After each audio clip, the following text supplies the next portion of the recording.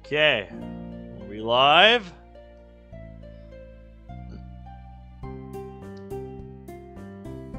We are live. Excellent. Just gotta go grab the link. There we go. Badoink. Indeed. We back, bitches.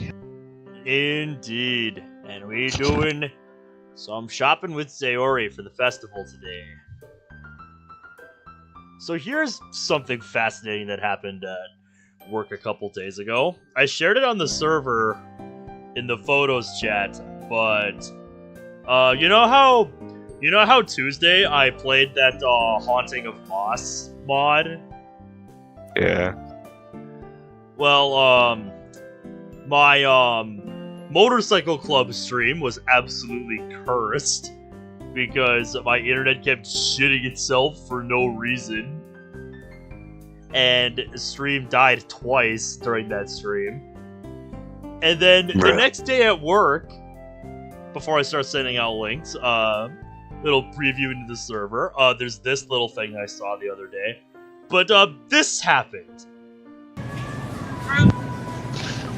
I'll have to look on my phone. Be right back.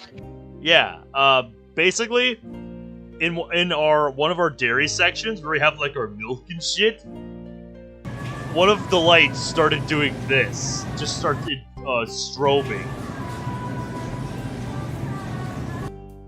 I just noticed it out of the corner of my eye when I was taking stuff to the aisles, and I'm like, the fuck is going on here? You might have to rewind a little bit to see it.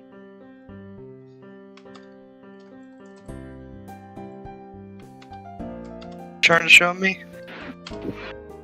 Hello? Did you find it? Where is it? Rewind, I think like 30 seconds. I'm not in the stream, I'm on Discord, I'm on my phone. Oh, it's in the photos and stuff channel. It's a 3-second clip. Alright, hold up. So yeah, that was the thing that happened.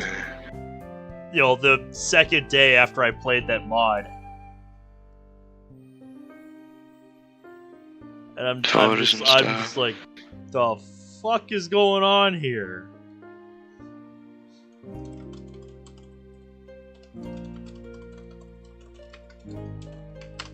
Function.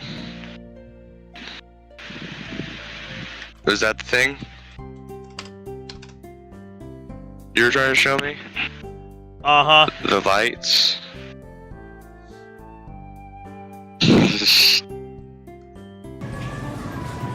Also, I've got a strategy for tonight so we can keep going for as long as possible.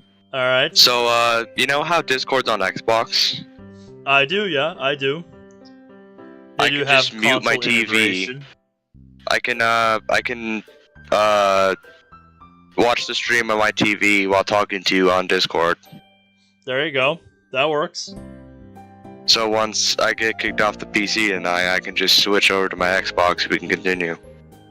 Yep, instead of me having to go back and forth on my phone like last time. That was fun.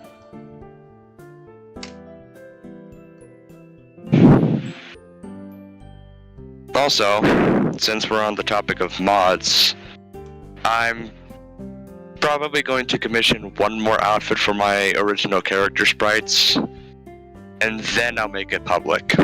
Nice. I think you mentioned that the other day. Yeah. So I'm gonna be commissioning one more outfit for it, one more final outfit, and then it's gonna be public. Very cool. So what are you thinking for that last outfit? I think you mentioned it to me, but what was it you were thinking?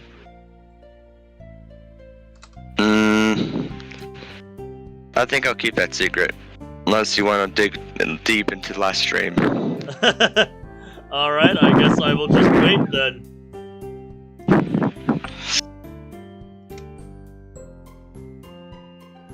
So all around, I've spent around like what?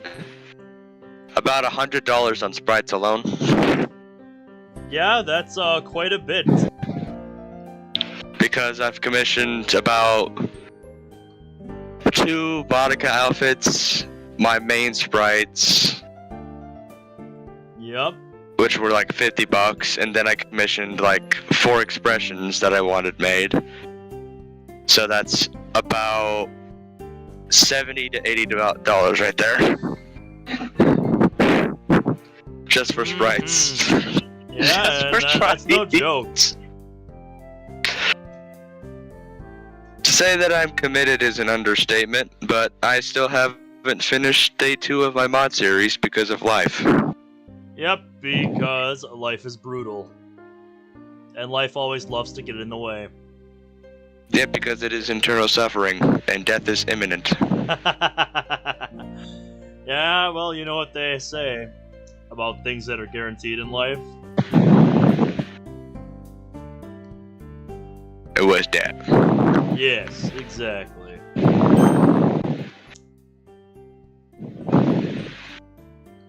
Did I bunk it? No. There we go. Music volume was a little quiet on my end. Turned it up a little bit.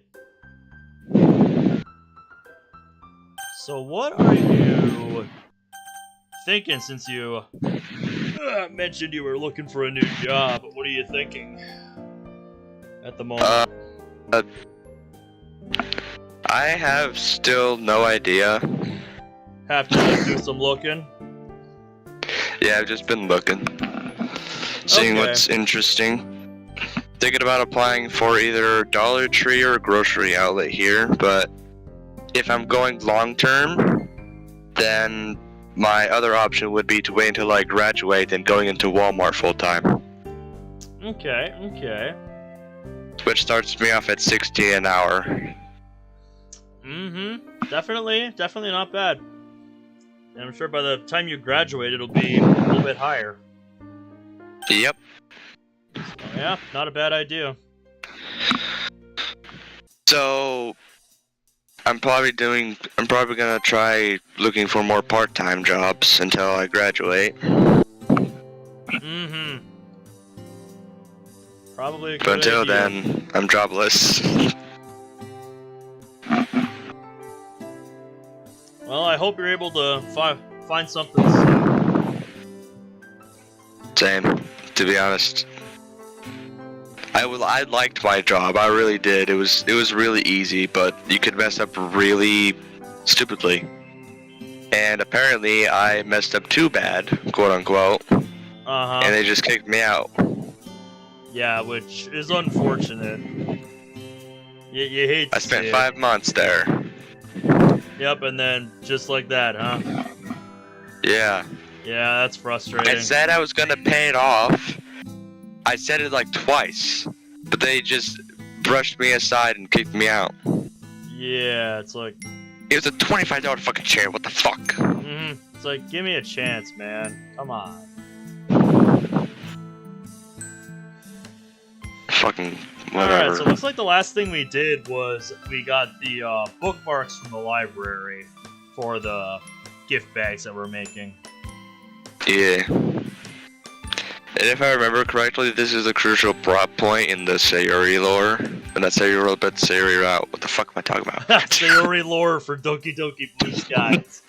It's very important. The lore! The lore master. Now that Sayori's here, and we have snacks, it's time to chew on some lore! Oh, that should not be as funny as it is. Lore!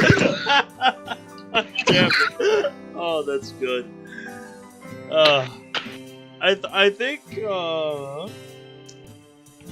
trying to remember who had who for, like, voicing and stuff. I think I had Sayori, but think so. I'm on my phone. So it's gonna sound shitty. Alright. In that case, I could take over for a bit if you want. Yeah, just take over until I'm back on my PC. Okay.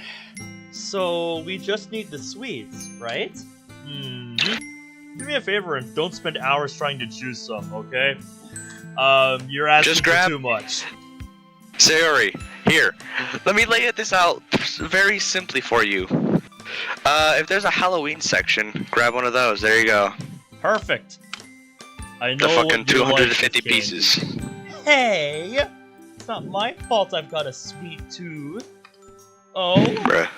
Whose fault is that then? You want something funny? Out at me. What's that? So I live with my grandparents, and my grandma got her teeth removed like a year ago, and whenever she has a sweet tooth, she calls it sweet gums. Oh, funny. I get it. As predicted, Sayori is beyond excited. Duh. Like a real kid in a candy store. Except this isn't a dedicated candy store. Well, she's technically not in a candy store, but the saying doesn't really sound as good when it's a supermarket, does it? Tansy uses this background as a gas station. Yeah, it's pretty versatile. I could definitely see this being a gas station, because I've been at gas stations that look kind of like this. Not like with the rainbows and shit, but, you know, just the general layout. Because some of the gas stations where I got, you know, they actually have a lot of stuff inside. Whoa, Ben! There aren't any cookies here! Sucks to suck. Oh no! Seriously? That's heartbreaking! I know! How can they call themselves a supermarket if they don't have any cookies? And she just goes along with it. That's crazy, yeah! Anyway, we still have a lot to do when we get home, so let's make some choices now, shall we? Okay. She just goes along with it, goddammit. I do that sometimes. That was such a cute. That was so cute. We browsed the selection, pondering which candy would be the best to buy. Hey Sayori, what's your favorite flavor of licorice? Strawberry! Why? Oh, no reason. Just wondering. Strawberry licorice it is. Thank you, God. I knew what you were doing. I thank God. Thank God she didn't say black. Thank God. You're not a fan of black licorice, I take it? I'll take that as a yes. I'm gonna keep this as a surprise for her. Although... The only time I'll ever eat black licorice is that if it's my last resort candy. Kinda like how everybody saves the black jelly beans. Because nobody wants the black jelly beans. But those are good though, they're grape. Right? I don't get it. I don't get the hate against black jelly beans. It's like people hating on fucking grape Jolly Ranchers. Yeah, I don't get it. Like, dog, that's good. It tastes like soda. Exactly! What's not to like? Doing these little thoughtful things for her makes me pause. Sayori told me I always used to look out for her back when we still hung out. Did I really stop doing all that? Yes. Yes, you did. Because you are a jackass and need to improve yourself, you stupid jackass. Indeed. I find that kind of hard to believe, given how naturally I find looking out for her to be. I think these will be okay, don't you think? She points to her bag, which is filled with an assortment of chocolates and other sweets. There's milk chocolate in here, toffee chocolates, peppermints, all sorts of stuff. Also, another recommendation. Hershey's miniatures. Oh yeah, the minis. They sure will. I'll just get some of my own candy and then we can get a move on. Okay. We've still got a lot to do. Don't forget. Looks like Sayori's got the chocolate side of things handled. I decided to go for the fruity sweets. Hey, welcome to stream, Josh. Yeah, I've been meaning to finish this mod for a very long time. So I just brought it back earlier this year. Yep. I have heard it is very good, but I want to play through all the routes to see for myself. Because that's just And first, we're going with the most favorited. Yep. Basically, what I've heard is like Sayori route is the best one, and then people I think kind of agree Yuri is just kind of and then Natsuki's like good. Does that sound right to you? Or do I have Natsuki and Yuri backwards? Yuri is backwards on that one. A lot of people like Yuri's route better than Natsuki's because Natsuki's is just pure depression. Kind of and Yuri's Natsuki's is just pure depression because if you know, you know, is all I'm gonna say. Because yeah, that's one I haven't seen even yet. I'm just gonna give a little slight spoiler. It doesn't end as well as you think it will. I guess we'll find out when the time comes. It's still a while yet because we got a couple more routes to go through first. Yep. Looks like Sayori's got the chocolate side of things handled. I decided to go for the fruity sweets. I like me some fruity sweets. I think that'll do. Aw, time to leave already? Could you do me a teeny tiny favor? Let me guess. Buy you some cinnamon buns? How did you know? Whenever our parents took us shopping together, you always used to ask your mom for the exact same thing. She blushes a little, turning away. Guess some things and yet she changed, doesn't blush. Right? I smile back at her. It's the little things with Sayori that really warm my heart. Yep, that's what she's all about. I'm definitely not complaining. Come on. Hands filled with candy, we head to the register to pay. The cashier gives us a stern look, almost like he's disapproving of all the sugar we're carrying. Hey, mind your own business, cashier. Laid out. Sayori's basically Pac-Man at that point. Yep. Sayori is totally oblivious, probably too busy thinking about which candy she can get away with eating. Alright, that's everything. Let's head home and get started with the quotes. Okay, although I need to grab the goodie bags and ribbon from my place. So you should head home and get your computer up and running while I do that. That way, by the time I'm back at your place, you'll be good to go. She really has a knack for showing initiative when I least expect it. Her idea is pretty smart though, so I roll with it. Great thinking! Here, hand me the bookmarks so I can take them home. I'll see you in a bit. Just give me a buzz when you're outside. Sure thing. I make my way upstairs and boot up my computer, tossing the bookmarks onto the desk. As the machine whirs to life, I sit back, idly thinking about literature. There's probably some really deep quotes out there. Yeah, you just gotta find them. I laugh softly to myself, imagining how much someone like Yuri would resonate with those wise words. And then here's me, who fucking writes quotes in like 5 minutes. Yep. She'll probably appreciate the quotes the most. The second time today, the sound of the doorbell ringing jolts me back to reality. Oop, there goes gravity. Oop, there goes gravity. Choke. Was waiting for it. Once again, it's Sayori, who's clutching a large sack filled with a colorful assortment of gift bags. It looks like she's literally carrying a rainbow. Hi again. So here they are. I lead her upstairs as she carries on being enthralled by all the colors. Man, you really couldn't decide on a color, could you?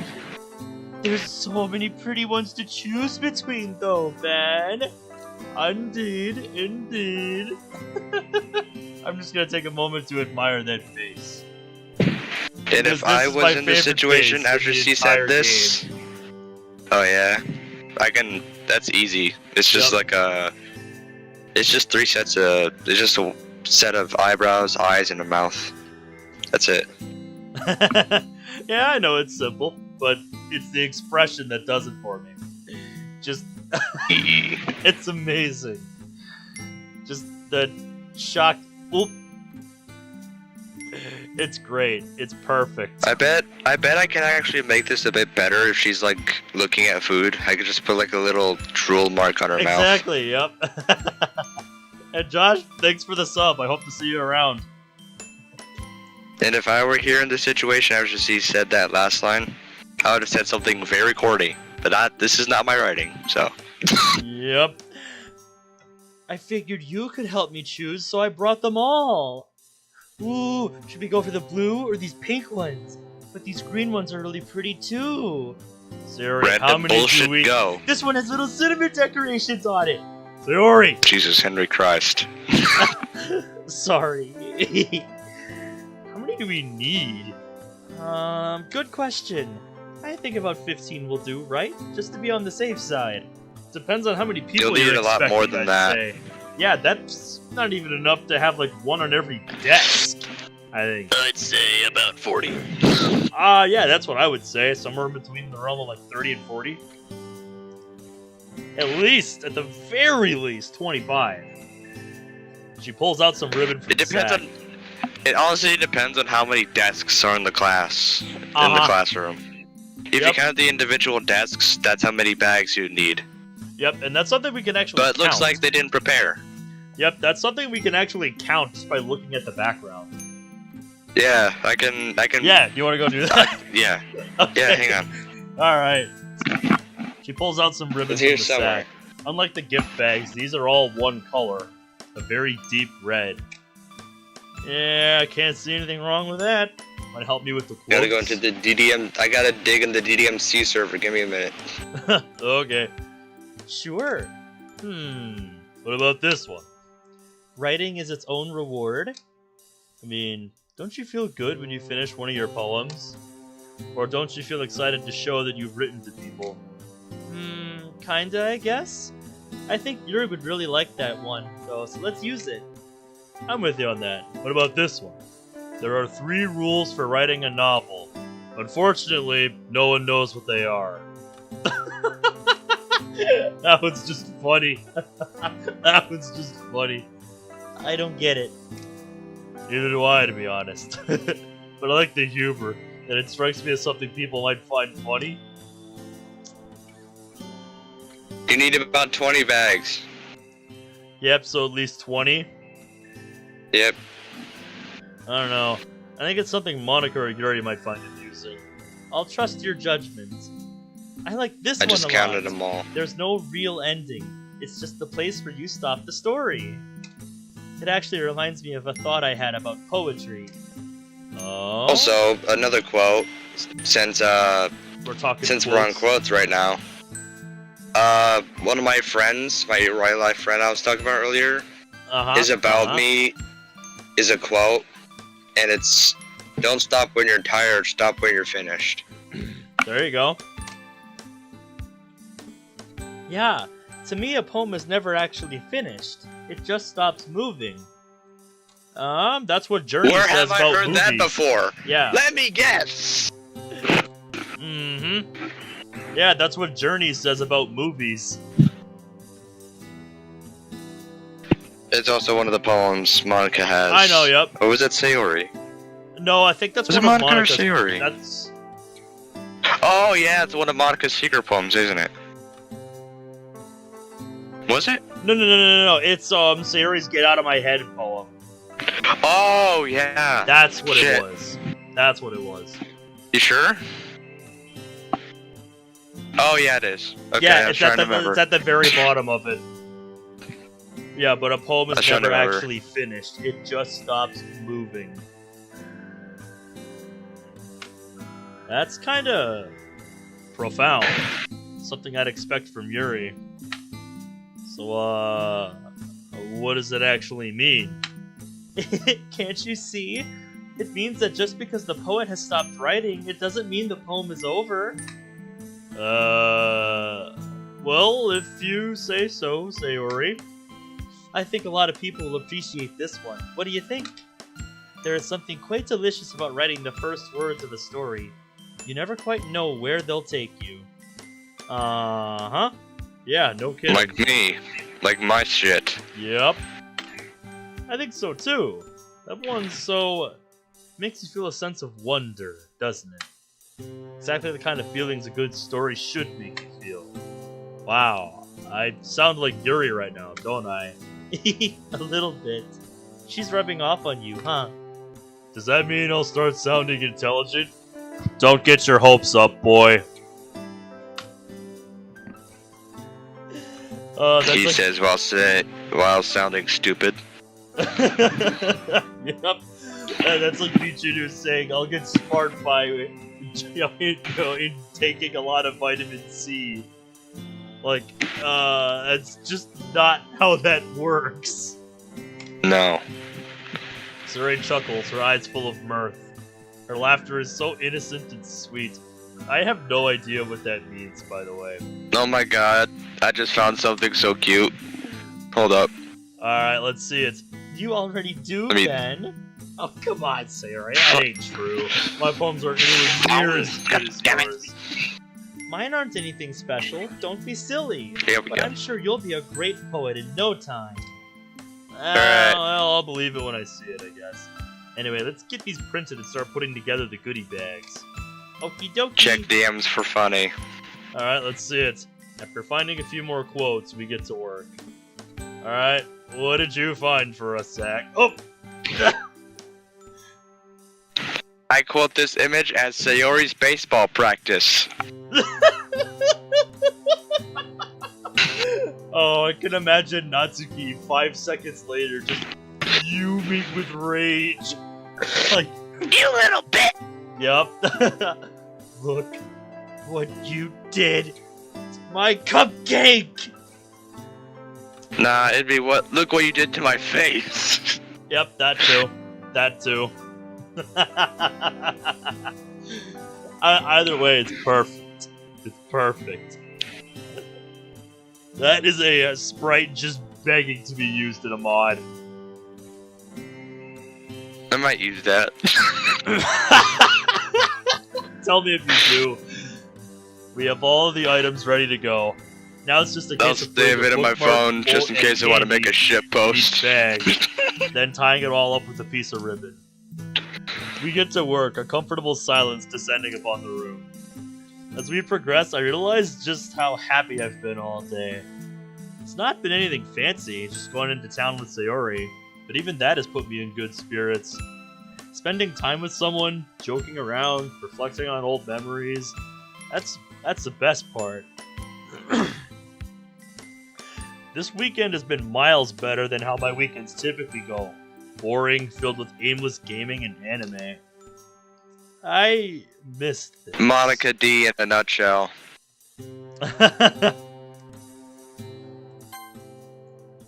Is that right? Except he squeezes coding somewhere in there. I've missed this. I've missed this a lot. I really have. And most of all, I've missed Sayori. Today has taught me that I'm determined to spend more time with her. After all, I think she's enjoyed it too. There's a lot to catch up on, so I suppose we'll have plenty to say and do over the upcoming weeks and months. You seen what's coming? You've been pretty quiet, Ben. Are you okay? Ben? Have I seen what that's coming? GTA 6, baby. Oh, yeah, I did see somebody post in the server they have a date for the first trailer. Yep, it was rabid. Yep, Tuesday next week. Fucking hell. Let's go. After all the leaks. Mm-hmm. And there it is. Fucking finally. Yeah, I have actually never played any of the GTA games, but like I know they're as big can get in the world of gaming. You fucking kidding me? I wish I was joking, but no, I'm full serious. Dog, what the fuck have you been doing for the last 10 years? I don't know, that's a good question. The game's been out for 10 years! Yeah, I know it has. I've just never played it. It's just not my thing, I guess. Bruh. And there it is, that defining trait of hers. Always being concerned about others' well-being. Lucky to have someone like her in my life. What? Oh, I'm fine. Yeah. Sorry, just been doing a lot of Alright, I'll be back. PC time. Okay. About what, if I can ask? Just about today. I really enjoyed it. hanging out with you again.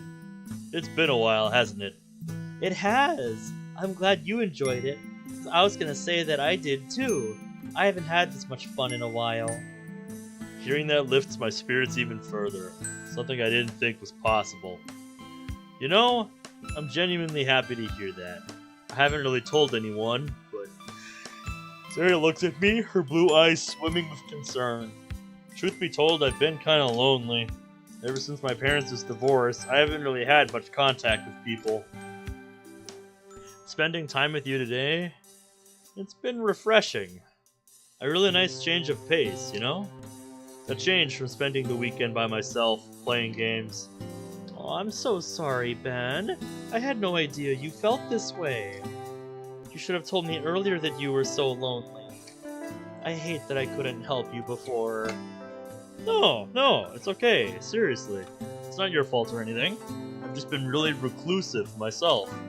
And I've really enjoyed the literature club so far. Just being able to spend time with people my age again, discovering a new hobby, I appreciate it more than I can describe. You've all been super welcoming. I know I'm no poet or anything. That didn't bother any of you.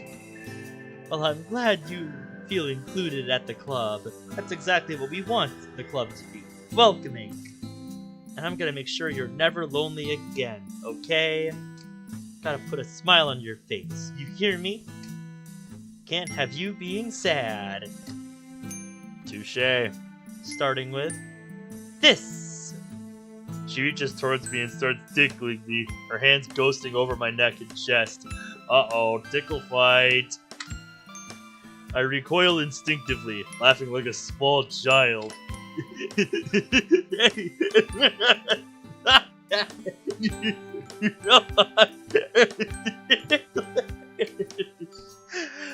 Laughter must be a catalyst for her tickling, because as she hears this, she redoubles her efforts, a childlike grin on her face.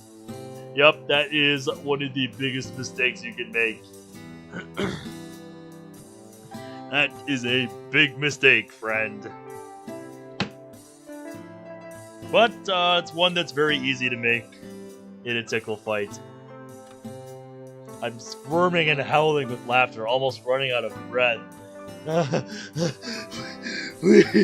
Sayori, give me a second.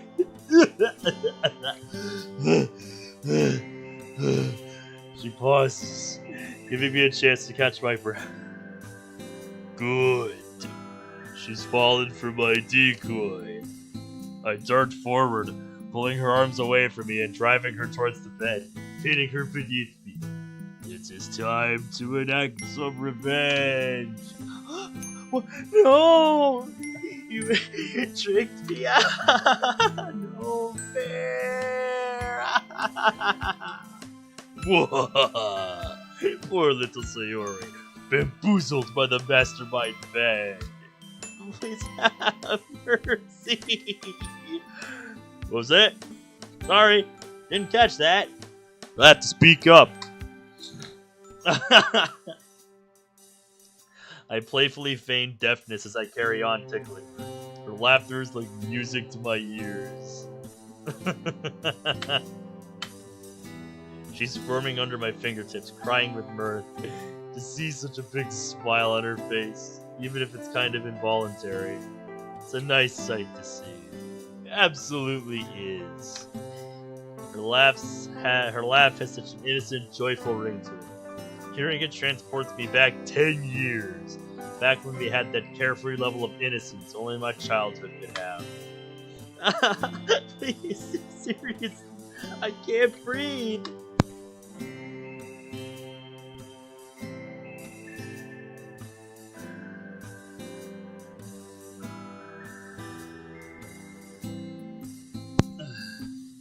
She does sound quite short of breath. I've been tickling her for a while.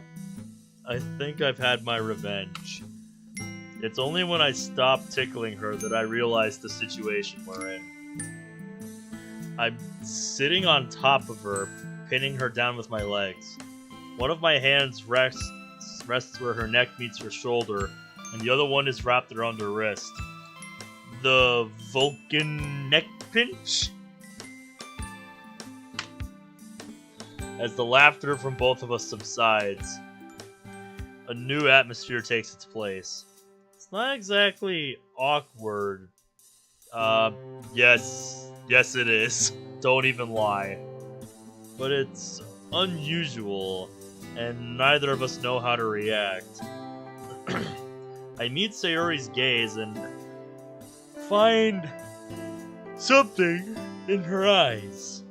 What exactly is it? I wish I could read that expression. The novelty of this situation makes me so unsure. Expectant? Is that the word I was looking for? I don't know. Zach is switching to his Xbox, so he will be back shortly. I'm on my phone still. Oh, there you are. My Xbox is turning on. And it looks like she wants him to kiss her.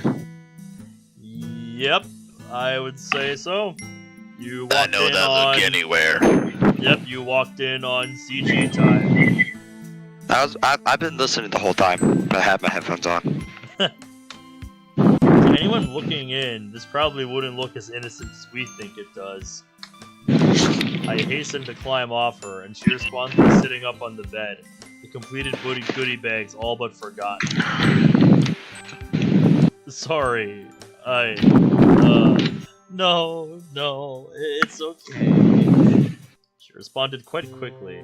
It isn't just me who sensed something in the atmosphere. The atmosphere is becoming more and more awkward by the moment. Told you it was awkward. What? It's the little thing called it's a little 2 words. Sexual tension. Yep, exactly. What exactly happened just now? Anyway, I'm glad we managed to get the goodie bags finished. Oh yeah, me too!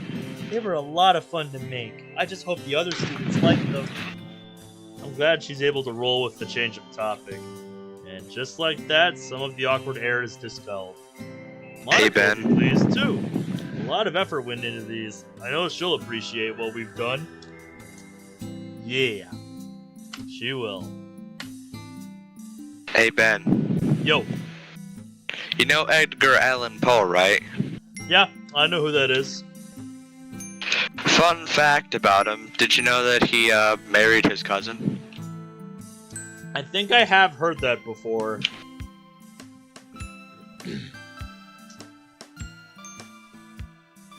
He also references that in one of his poems, not poems, but stories. Anyways, I'm switching to... I can't. I remember, you can't do calls. Shit. Yeah, it probably depends on what Xbox you have. Because I might just have to invite you to one of my private servers that I randomly created. Hang on. Okay, it's just me in this. Fuck it. Because on Xbox for Discord, you can't join calls unless they're in a server. Yeah, I was gonna say just like DMs. We can go to the private channel on the server. Yeah, but people can join. Hold on. Notifications. Where's my thing? I have a lot of private servers that I just don't use. Let me see here. Yep, however you want to do it.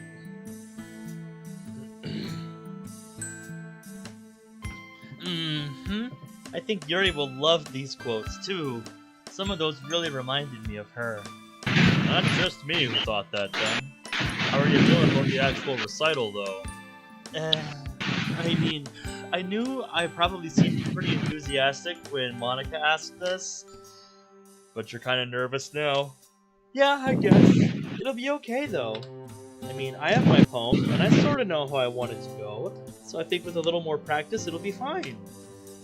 I mean, what's the worst that could happen? Never ask that question. Jesus Christ, you're just asking for shit to happen. Oh yeah, exactly. Just got back from your neighbor's house. I see, Oreo, I see. Well, I hope you're ready for that if that does happen.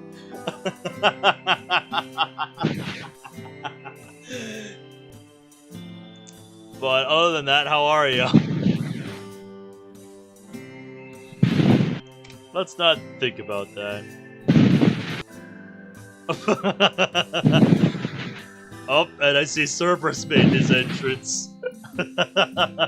Hey, Cerberus. He says, stream zone wall explodes. Cerberus enters like the Kool-Aid Man. Oh yeah! And Oreo, I'm glad to hear you're doing well. What about you, Ben? Aren't you kind of nervous? Truthfully, yeah. I don't have Monica's confidence, sadly. But hey, I really like the club, and this is my chance to give something back to it, right? There you go. That's a great attitude to have. I'll get to be Uncle Ben, just without the whole getting unalived at gunpoint. Oh, that's nice. Alright, there I sent you an invite to the thing. I saw it, yep. Alrighty, so we're gonna transfer over to here, so you can be in VC on an Xbox. Yep. Alright, let's do it. Alrighty. I'm in. Isn't Uncle Ben a rice brand? No, it is. It very much is, Cerberus. I would know because I stock that brand at the store that I work at. I would know. Believe me. Hello. Hello. Does it sound better? I think it sounds a little better, yeah. Sounds different. You could probably hear a lot more breathing though. I could still, hear it on your phone. So, I don't hear it quite as much, so it's actually better.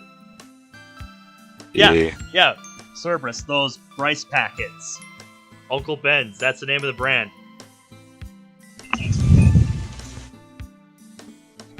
Something like that. Besides, I have an excuse to be bad.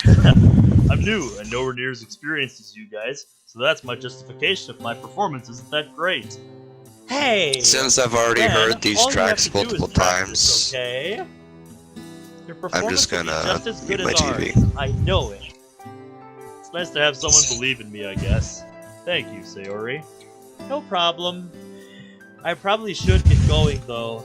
I need to practice my poem and stuff. Yeah, it is. You're right, Oreo. Uncle Ben, that's Peter Parker's uncle. His uncle got shot, and it kickstarted his superhero career. It sure did. Poor Uncle Ben. And in the words of J. Jonah Jameson, if he doesn't want to be famous, I'll make him infamous.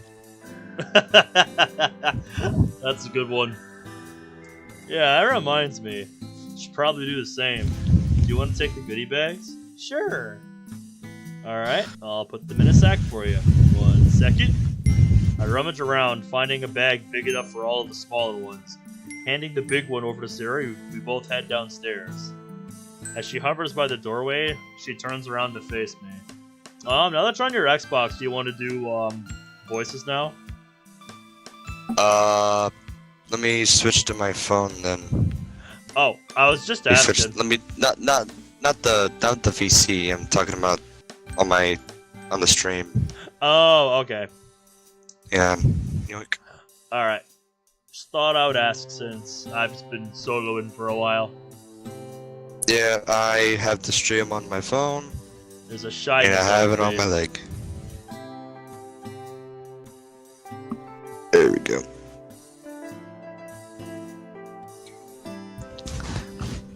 Alright. My phone. Okay, hold on. My phone's being a bit of a cunt. Oh, that's always annoying. Bruh. I hate when that happens. There we go. There we go, it's better res. Oh, by the way, Yeah?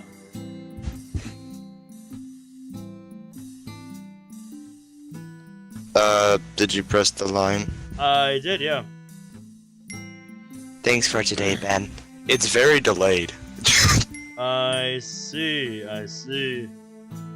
It's probably on my end. Oreo sent me something. Ah, shit.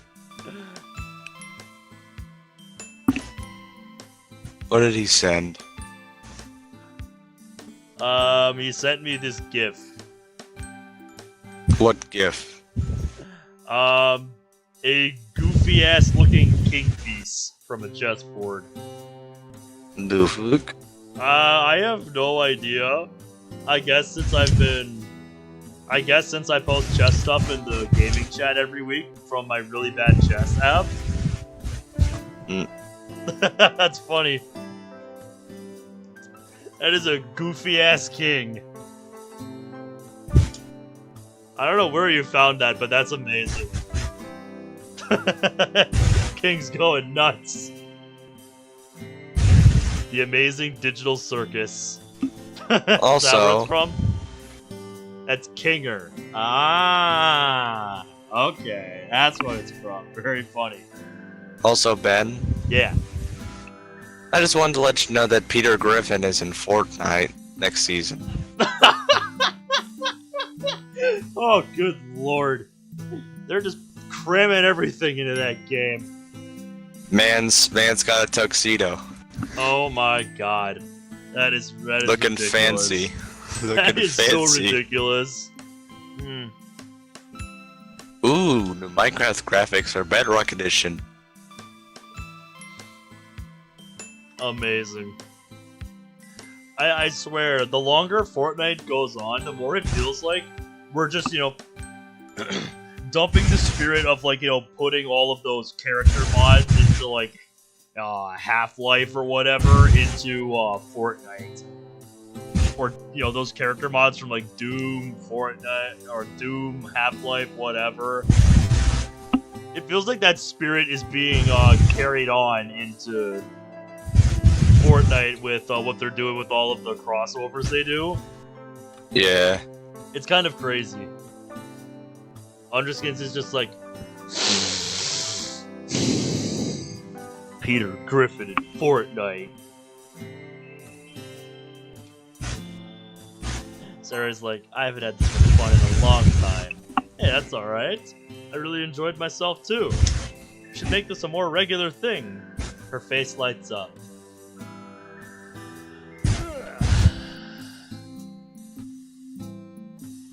Yeah. And that is. You see how pretty- delayed it is? Yeah, I do. I don't know why it's like that.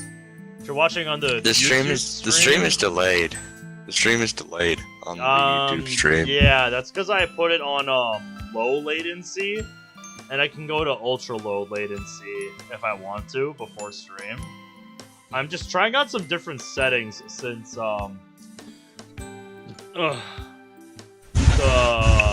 Motorcycle Club stream had 1, a higher bitrate, and 2 was on ultra low latency.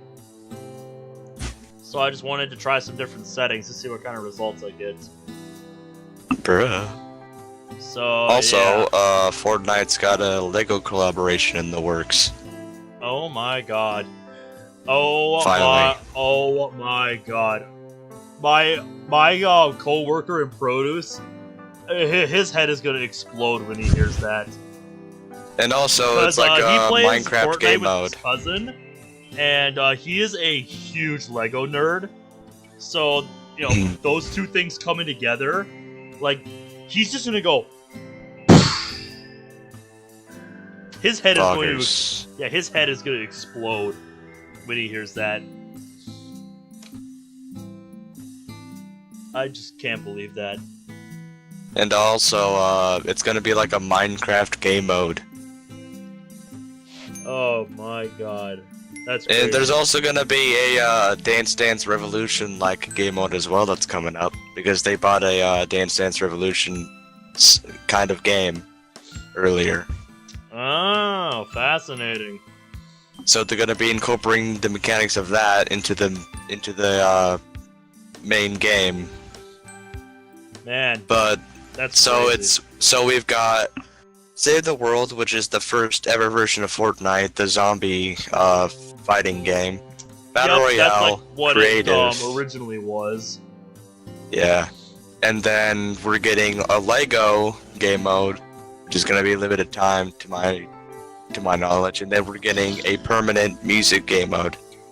Again, to my knowledge. I like the sound of that. It is so delayed. Holy shit.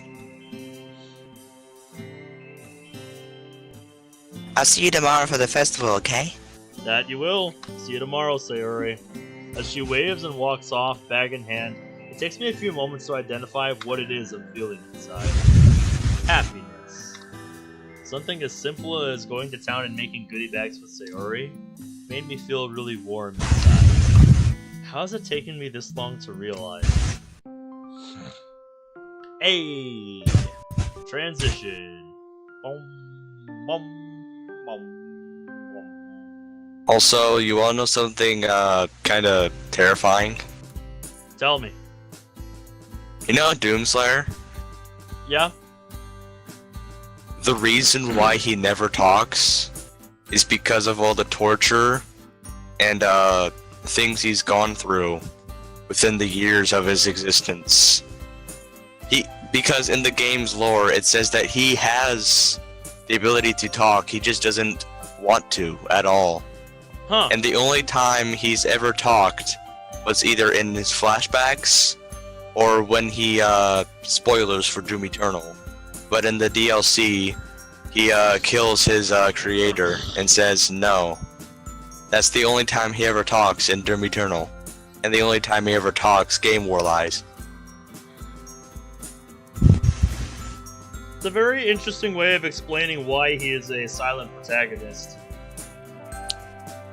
So basically, Doomslayer is just the calmest person with the most unfiltered rage you can ever imagine. Yep, the contrast between those two is just so hilarious.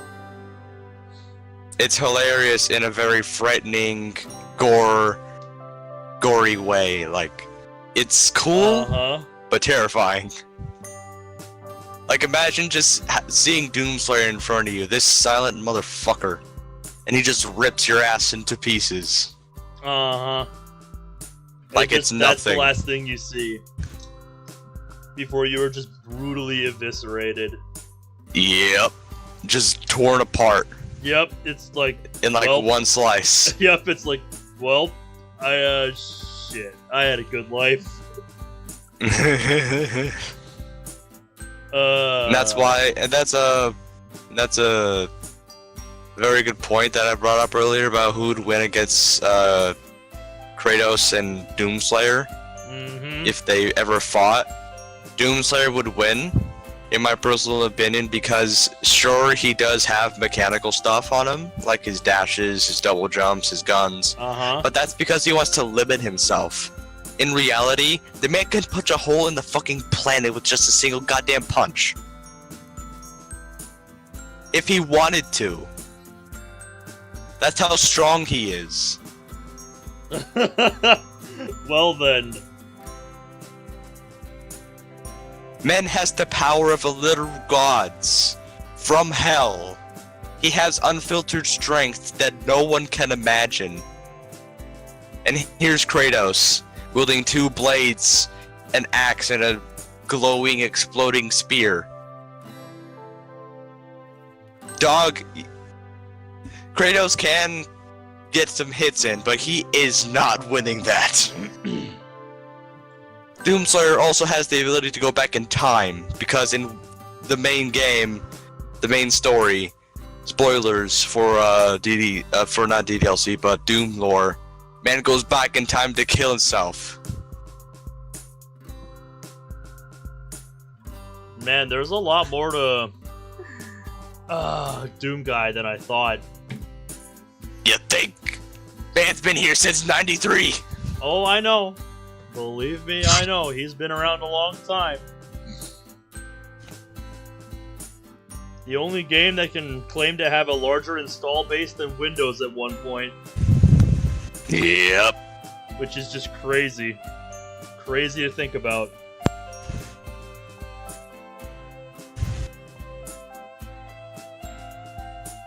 And also, people like to ship him and Isabel as being romantic partners because their games came out on the exact same day.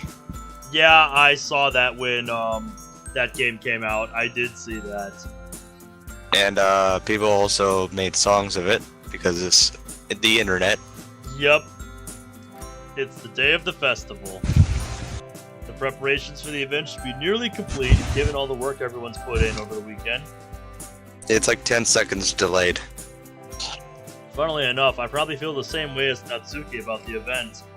I'm more excited for it to be over so I can spend time with Sayori at the festival. But knowing Monica, I'm sure the event will be great too. It's been a while though. Where is Sayori? We're meant to walk together, but she's late again. I don't want to leave her behind, but if she takes much longer, I'm going to be late for school. Comma. More time passes. It's going to be a moment of decision soon if she doesn't arrive. Don't forget, the demons of hell in Doom are basically somewhat of Abrahamic origins. Abrahamic entities are more powerful than non-Abrahamic ones. I will take your word for it. Just as I'm getting ready to leave, I finally spot her, slowly making her way down the street. She's carrying a large sack in her hand, and I'm surprised she isn't running over to me. Isn't she aware of how late she is? Sayori, where have you been? We could have been late for school.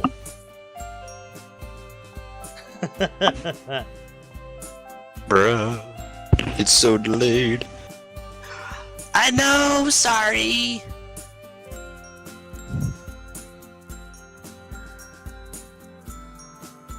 I Overslept again? Or couldn't decide what to have for breakfast again? She immediately pouts.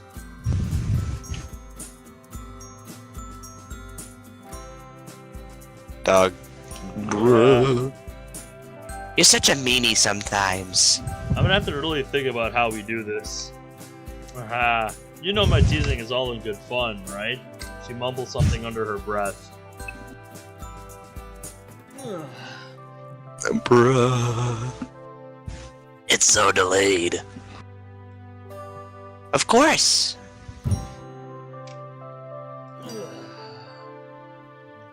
You know what? Fuck it. I'm just gonna... Nah, I can't. It'll switch VC. Fuck.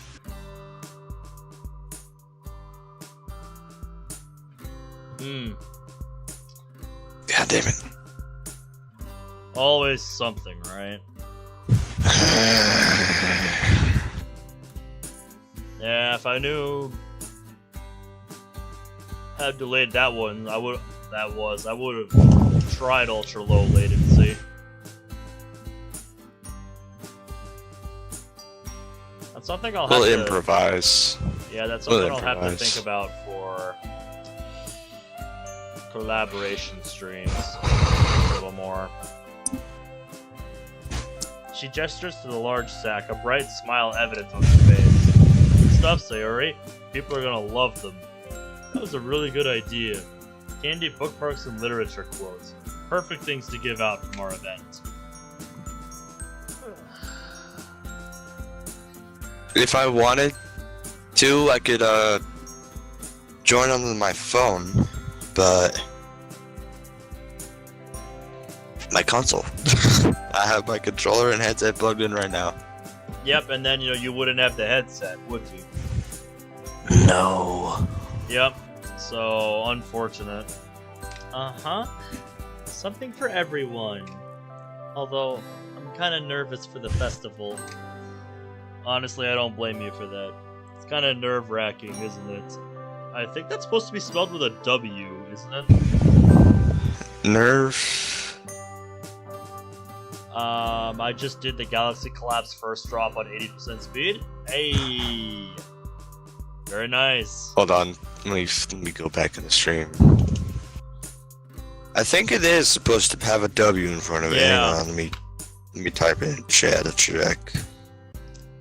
Right. I know how much it means to Monica, but at the same time, I didn't really realize how intimidating reciting poetry was Yeah. to strangers. It needs a W.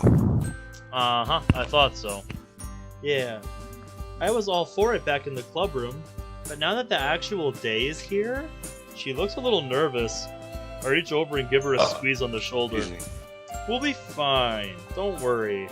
I know how much you like poetry, plus your poems are great. Just hope my own performance is up to standard. Oh, don't be silly, Ben. They'll love your poem, I just know it. I chuckle, admiring the definitive optimism that really makes Sayori... well, Sayori. Guess we'll find out. By the way, are you doing anything after the festival? Anything fun? Nope. I haven't really planned that far ahead. I'm not great at doing that anyway. You remind me of somebody I know, Sayori. Somebody somebody that runs this server and this channel. Is that Jigsaw? Nope, me. Oh. I've never been the best at planning. Oh, yeah. I'm kind of hoping we Immediately can finish agrees. early so that we can have the rest of the day off, to be honest. So, what you're really saying is you want to just go home and sleep, right? Ooh, look how many students there are! Nice change of subject. How many clubs are having their own little event today? What a tactical change of topic that was. Our school is in sight, and there's a lot of students milling around. No, I haven't seen any of the movies, but I've seen, you know, some Godzilla-related stuff online. Godzilla -1.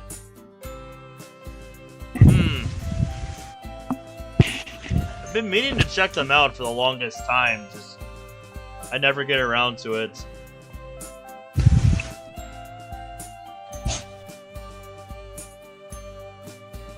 It's a little strange to think that there's so many fellow students around, yet I've still been feeling so lonely. Or at least before joining the literature club. That's just how it is sometimes. Times like these make me grateful that Sayori told me about it. The club in the first place. I think there needs to be a semicolon there after it. Fair. Because, yeah, that's just a run-on sentence.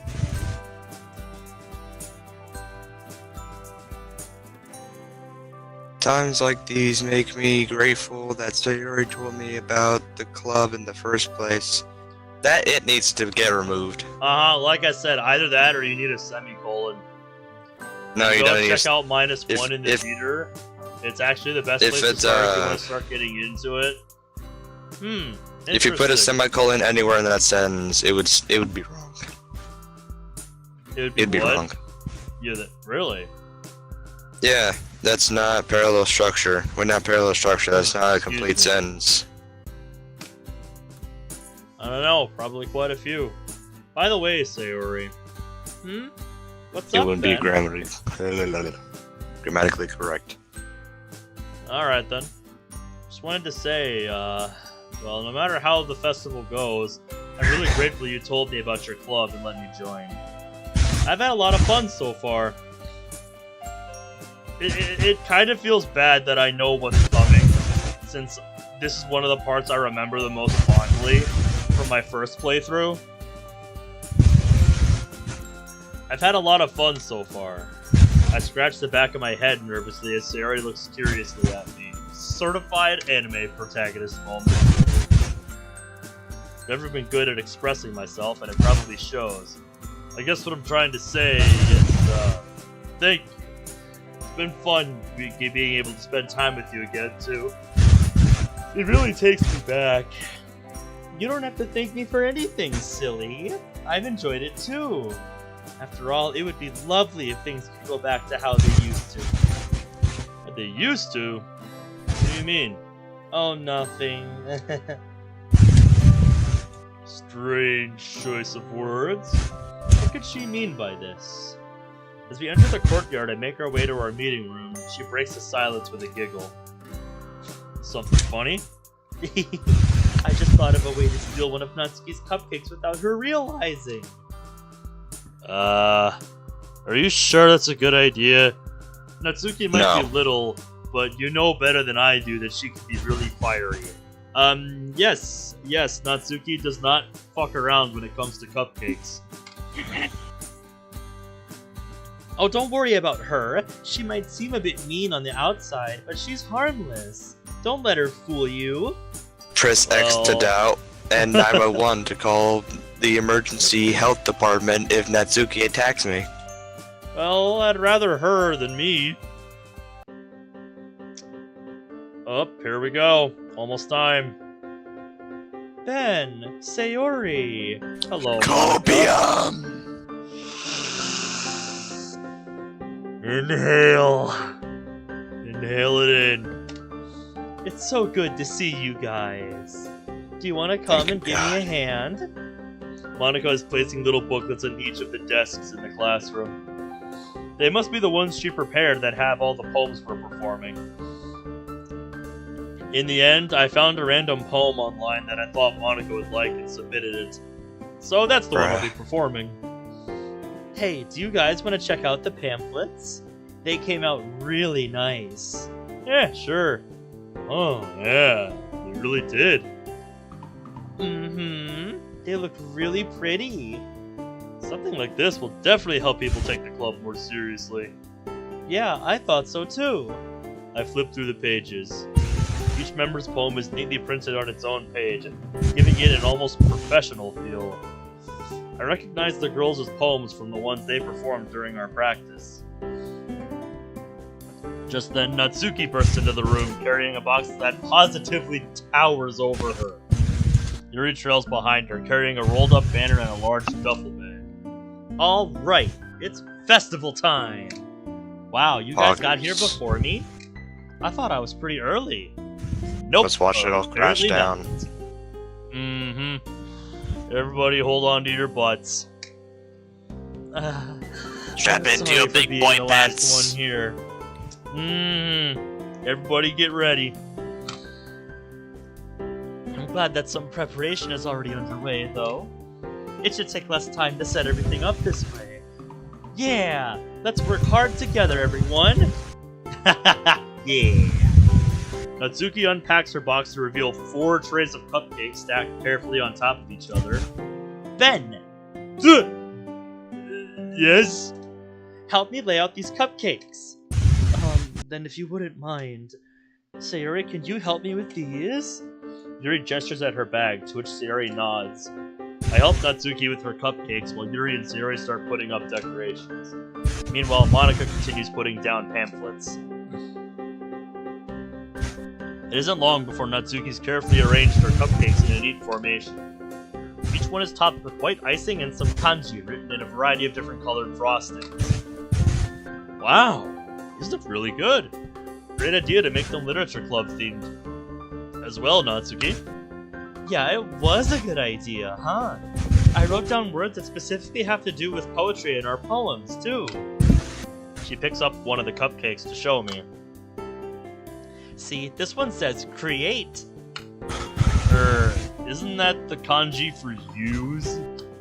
As Natsuki furiously checks over the rest of her cupcakes to look for more miswritten characters, I glance over at Sayori and Yuri.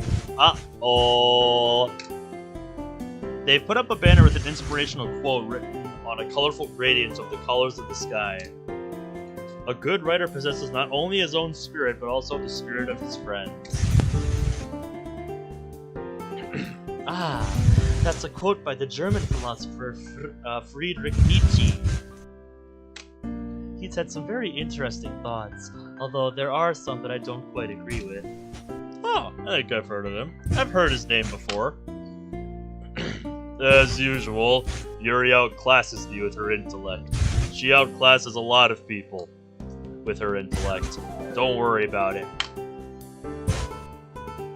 It seems that they have hung a It seems that they've also hung up a curtain of origami paper tied to ribbons in the doorway. Upon closer inspection, each paper has a different kanji character written on it. Hey, looks like you did something similar to Natsuki with your kanji curtain. If that's so, I'll have to take a look at what she's done after I finish setting up. She gestures to a few candles and a wooden cylinder-shaped object. Yuri said that that's an essential oil diffuser. Ooh, yes, it's for aromatherapy, one of my favorite contributors to a positive atmosphere. Yep. I'm excited to see how it works later. Looks like all the preparations are almost finished now. I feel like there's something missing, though. Suddenly, I notice a large bag sitting forlornly by itself on the side. Sayori, do you mind handing me that sack you've got? I'll help you distribute all of the stuff inside it. Okay, here you go. Peering inside, I catch sight of quite a few small, colorful bags, neatly tied shut with ribbons. Ah, just as I remember. Her handiwork from yesterday really shows. I take one out. Yuri and Monica notice the little bags, looking on with interest. Ah, so this is what you and Ben have been working on over the weekend, Sayori? I love how these look. You both did a fantastic job. Oh, it's mostly Sayori. I couldn't do the ribbon part if my life depended on it. I'm sure the contents are just as impressive as the exterior. What sort of things did you choose for quotes? We had a lot of fun with that. She delicately opens one of the little bags, fishing out a quote. It's perfectly okay to write garbage, as long as you edit it brilliantly. Wait, I didn't put this one in. Oh yeah, that one was mine. I thought it was kind of funny. Monica giggles, whereas Yuri and Sayori look like they're trying to figure out what punchline is. I think you're missing a word there. Well, 1 out of 3 isn't so bad. Yep. That's what, a 33%? How about this one? I hastily open another bag, picking out the quote. Oh god, this is gonna turn into the SpongeBob bit where they're just unzipping bags forever. Sometimes when you're writing a poem or a story, your brain gets fixated on a specific point. Just force yourself to get something out on paper and tidy it up later. Now, where have I heard that before? Hint!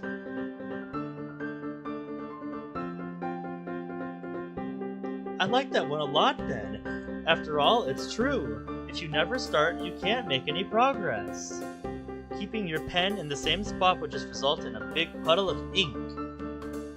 We couldn't find out who said that, which is a shame. Ooh, have you guys tried the candy? Don't you think we should save those for the people we made these bags for, Sayori?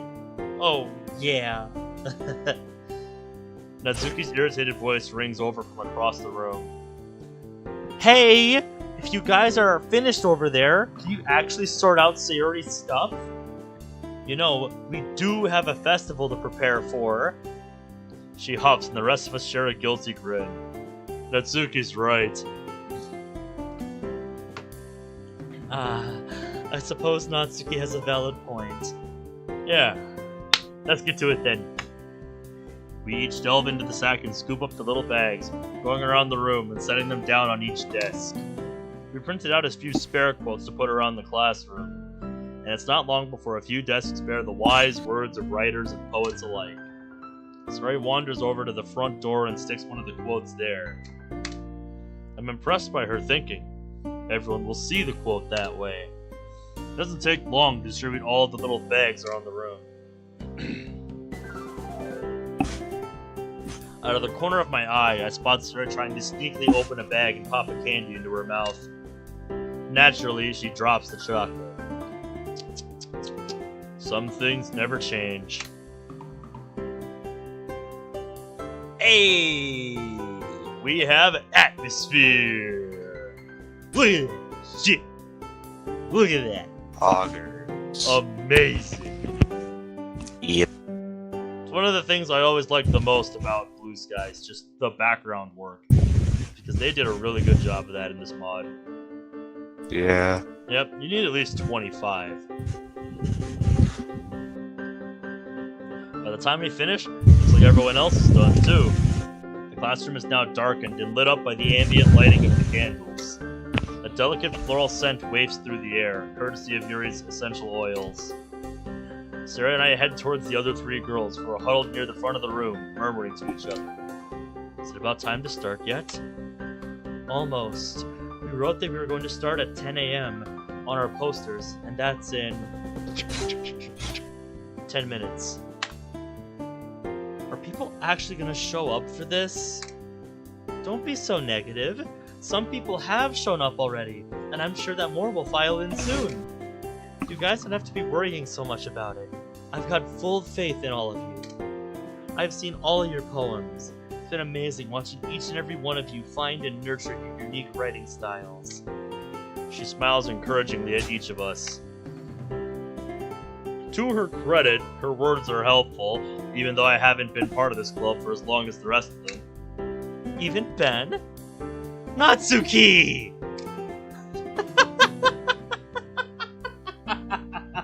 It's a fair question. What was the question? I missed it. Monica's like, I've seen all your poems. It's been amazing watching each and every one of you find and nurture your unique writing styles. And Natsuki's just like, even Ben? Because it's like, I've been here a week. And they're both just like, Natsuki! It's just a joke. Damn. Jeez. Thought some humor would lighten the mood. Sorry, just trying to make sure everyone's in the best frame of mind before we start. It's okay, Monica. We all understand and appreciate that. Yeah, we know how much this club means to you. I want it to be a success just as much as you do. Couldn't have put it better myself. Even though I've only been in the club for a few days, I've really felt at home. Truth be told, I used to be kinda lonely. Knowing that I'm included in something with people like you guys always makes me feel better. Apart from Sayori on Sunday, I haven't told anyone about how lonely I've been feeling. I'm a little nervous about how the others will react. They all turn to me, varying degrees of emotion on their faces. Natsuki impassively looks to the side, while Yuri gives me an expression of concern. Sayori looks a little sad, remembering our conversation about this. It's okay, Ben. We can change that, remember? Like I said, I'm so happy you feel welcome here. It's exactly what we wanted. I agree. No one should feel alone. I know it's quite a difficult thing to experience. I feel a warm flush of gratitude at their words. Thanks, guys. That means a lot. Also, Monica, I told Sayori this earlier, and I figured you might appreciate hearing this. Well, no matter how the festival goes, I just wanted to say thank you. To all of you. Thanks to you guys, that lonely feeling has disappeared. You've all been so welcoming and accepting, and believe me, I'm really appreciative of that. Even if this event doesn't quite go as planned, just know that I really love it here, and I'm so glad Sayori told me about this club. If others don't like what we have here, well, it's their loss, right? The girls nodded in agreement, smiling at me. I had no idea my words would have such an impact, but I'm glad they did in the end. It feels so rewarding to be able to give back to this club for a change. Monica turns to me, eyes shining with appreciation. Thank you, Ben. You're right. Hearing those words from a newcomer really makes me feel like I've succeeded in my goals as president. After all, I wanted to create a place where people can feel comfortable and share literature. What you've just said makes me feel like it was all worth it. She turns to face the others. Oh.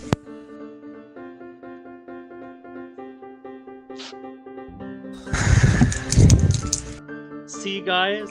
If we could show Ben how amazing this club is, who's to say we can't show the other students the same thing? Don't see them as strangers, see them as potential club members. She's definitely got an inspiring way with words.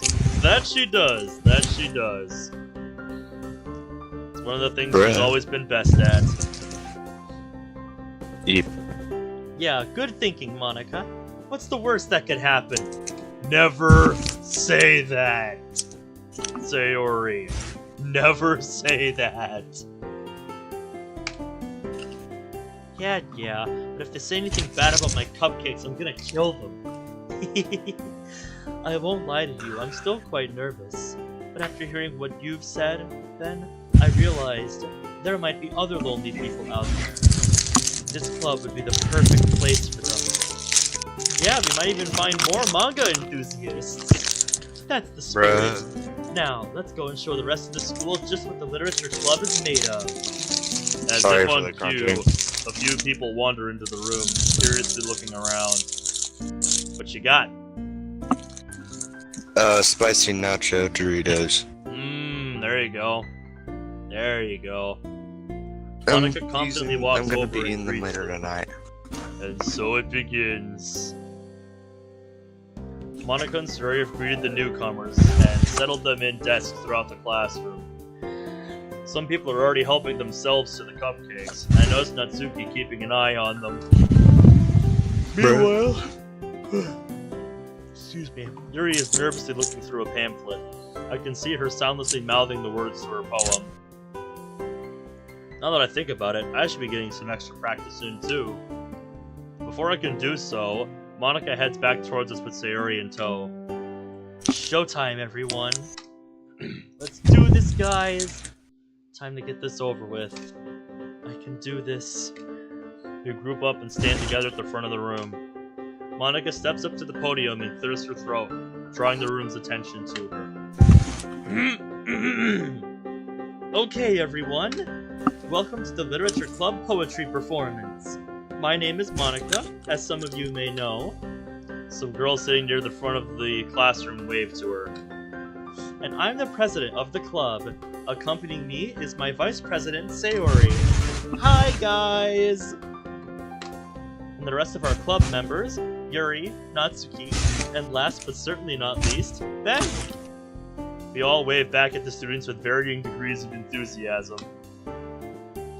I hope that you all enjoy our you'll all enjoy our poetry, that we'll be able to help contribute to a memorable festival.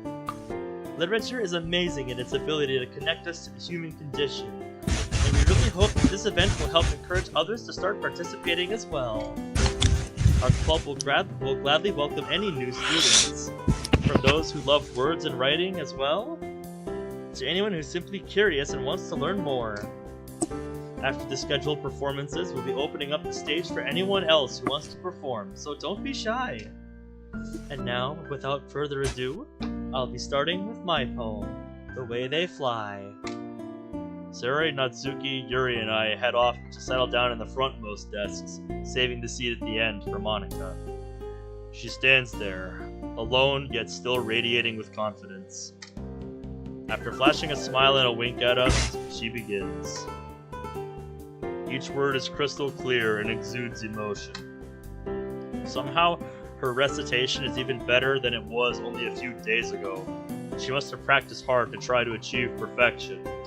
As one would expect, that is kind of her thing. The classroom is silent at first, drinking in her words. For a few moments, however, some whispering starts up in the back of the classroom. I guess that's inevitable, but it still doesn't make it any less annoying. I exchange a look with Natsuki, who rolls her eyes at the disruptions. Sayori pats my hand and gives me an encouraging smile. She's comforting as always. As Monica's poem progresses, more and more people wander in. Normally this would be a good thing, but they're making a lot of noise.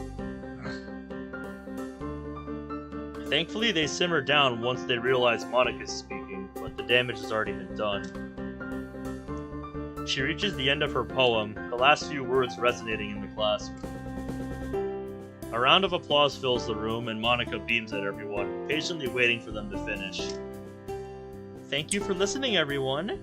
I hope you enjoyed my poem and that it gave you a flavor of what this club is like. For the newcomers, welcome! We are in the midst of showing you all of our poems. For the benefit of those who have just joined, she quickly reintroduces everyone. Anyway, up next is Natsuki. Take it away! Natsuki stumbles slightly as she makes her way to the front of the class. I guess the nerves are really getting to her. Yep, it is time for the gremlin. It doesn't help that someone sniggers, causing her to turn to glare at them. I think you meant Snickers? Yeah, I think you meant Snickers. Snickers. I have no idea how you make a typo like that. Snickers. Yeah, Someone's like, racist. Bruh. I have no idea how you make a typo like that. That's just funny. That Sarah is seems to notice just too. that is so racist, but so funny. Uh-huh. Like, just imagine if they put that on a Snickers bar. Like, oh my god. I would fucking flip if they did that. Sarah Fucking seems to notice Snickers too. bars.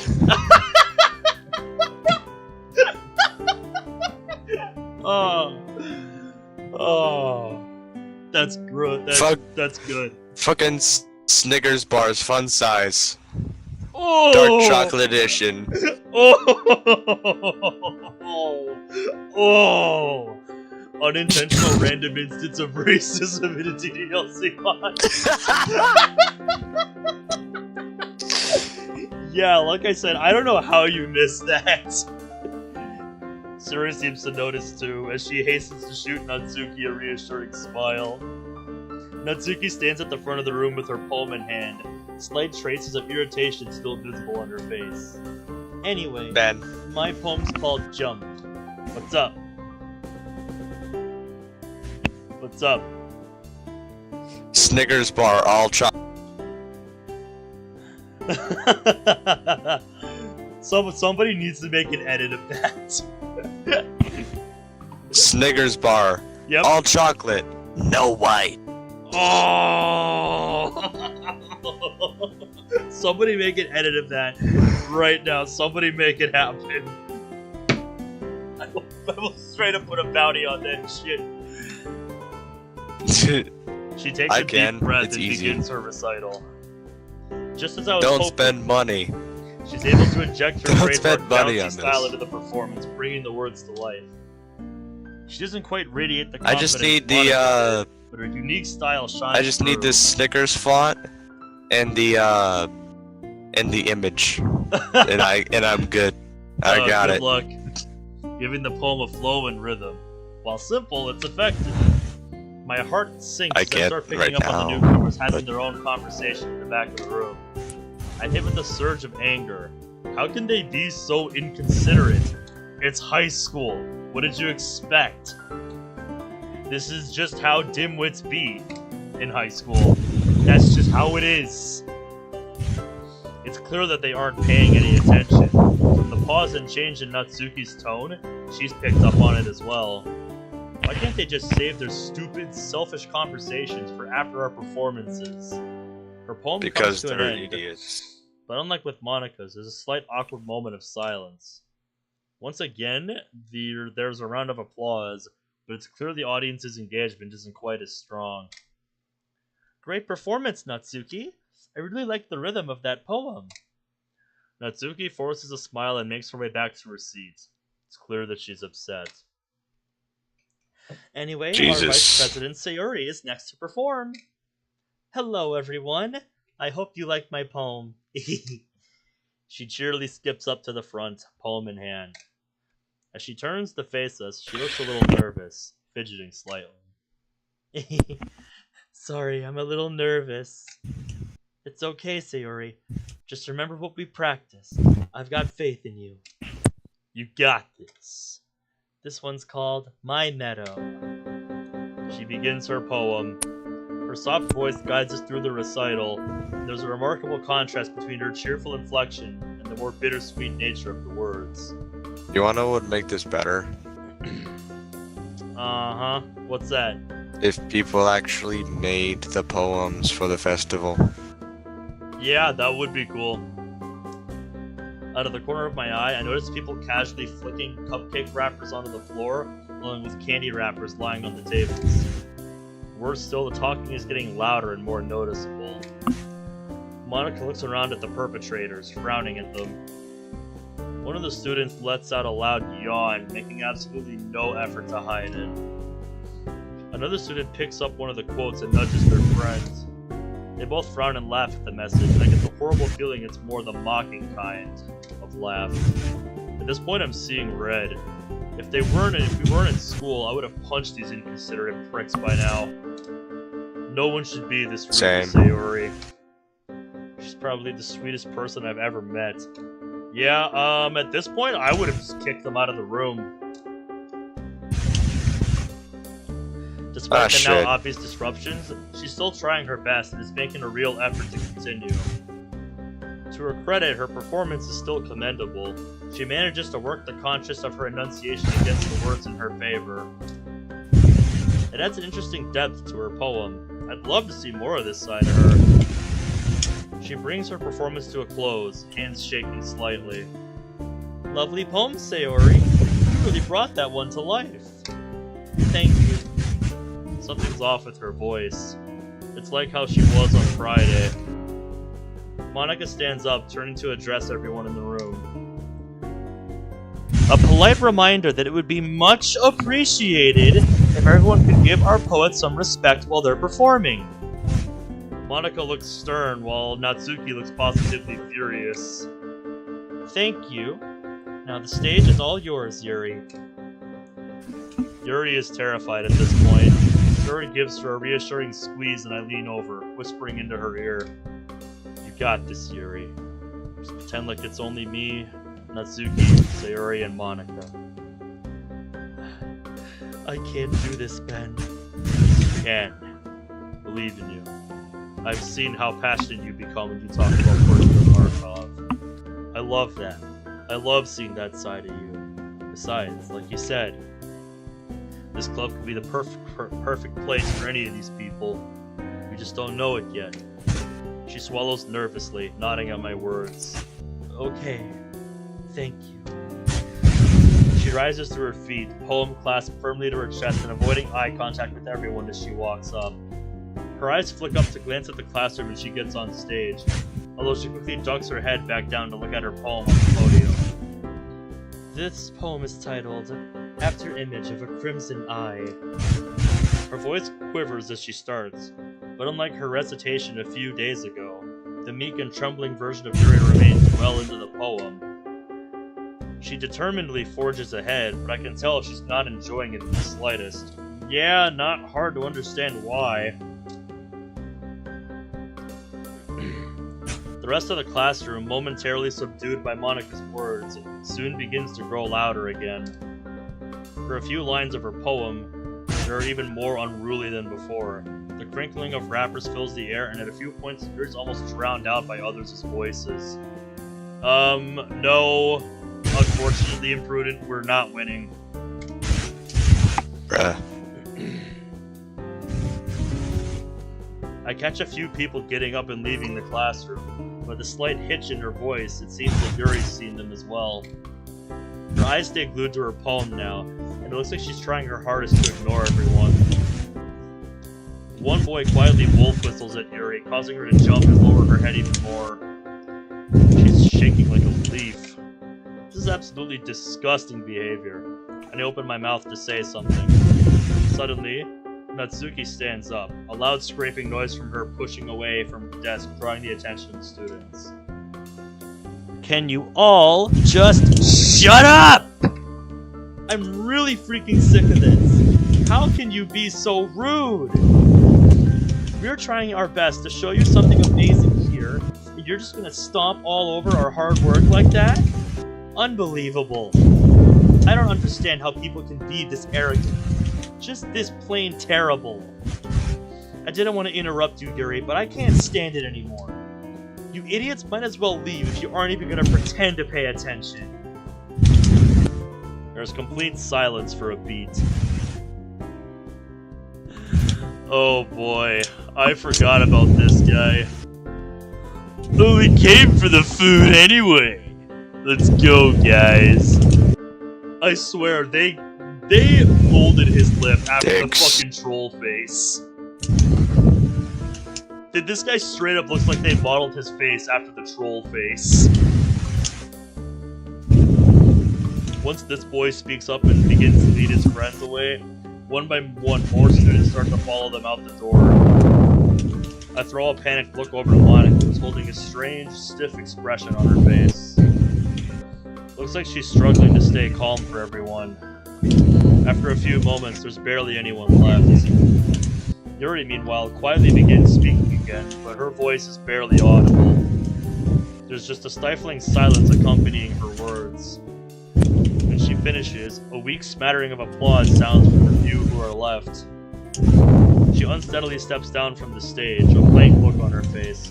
She won't look at any of us either. I'm worried about her. Okay. Monica's voice cracks as she speaks up. She's still trying her best,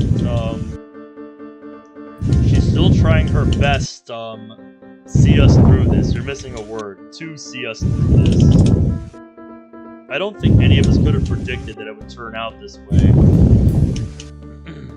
Thank you, Yuri. You did wonderfully.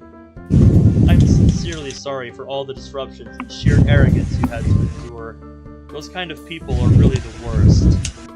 To those who are left, I want to thank you all for staying and apologize as well.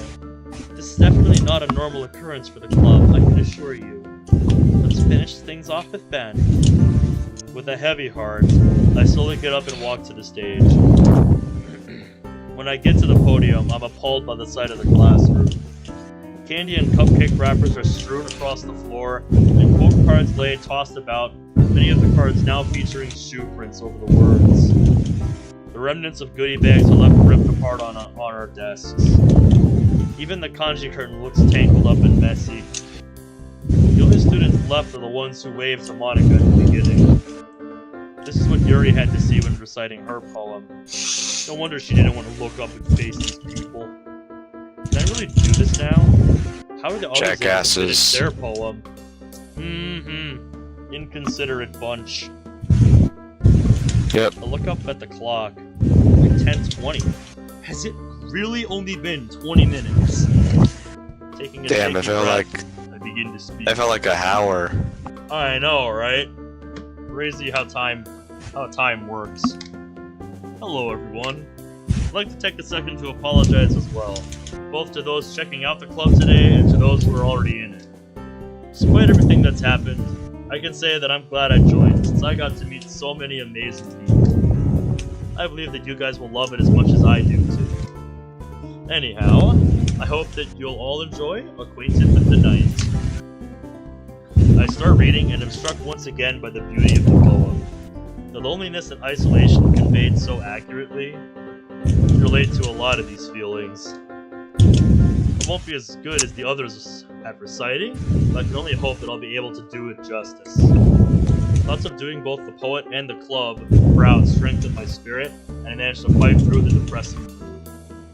The quiet of the classroom suits the lines of the poem well. The recital seems to fly by rather quickly. Excellent performance, Ben. What a great way to round off the event. As I step down from the stage, Monica stands up and addresses the group. Thank you all for coming and staying. I truly appreciate it from the bottom of my heart. That's it for the scheduled recitations. You are free to stay and hang out if you want. There's an awkward silence for a few moments, then the remaining students start to stand up. Hey, Monica. Oh, and you too, Ben. I didn't know you were in this club. The girl standing before us is actually my homeroom class rep, Sayori. Given that both she and Monica are class reps, they're probably friends. Yeah, I only joined about a week ago, so... Ah, I see. Yep. Hey, the way you guys were treated was seriously awful. It's fine. Thanks for staying. Either way, sorry about everything, Monica. I'll check out the club sometime. She gives us a small, commiseratory smile, and I'm torn between wondering whether everyone's pitying us or sympathizing with us.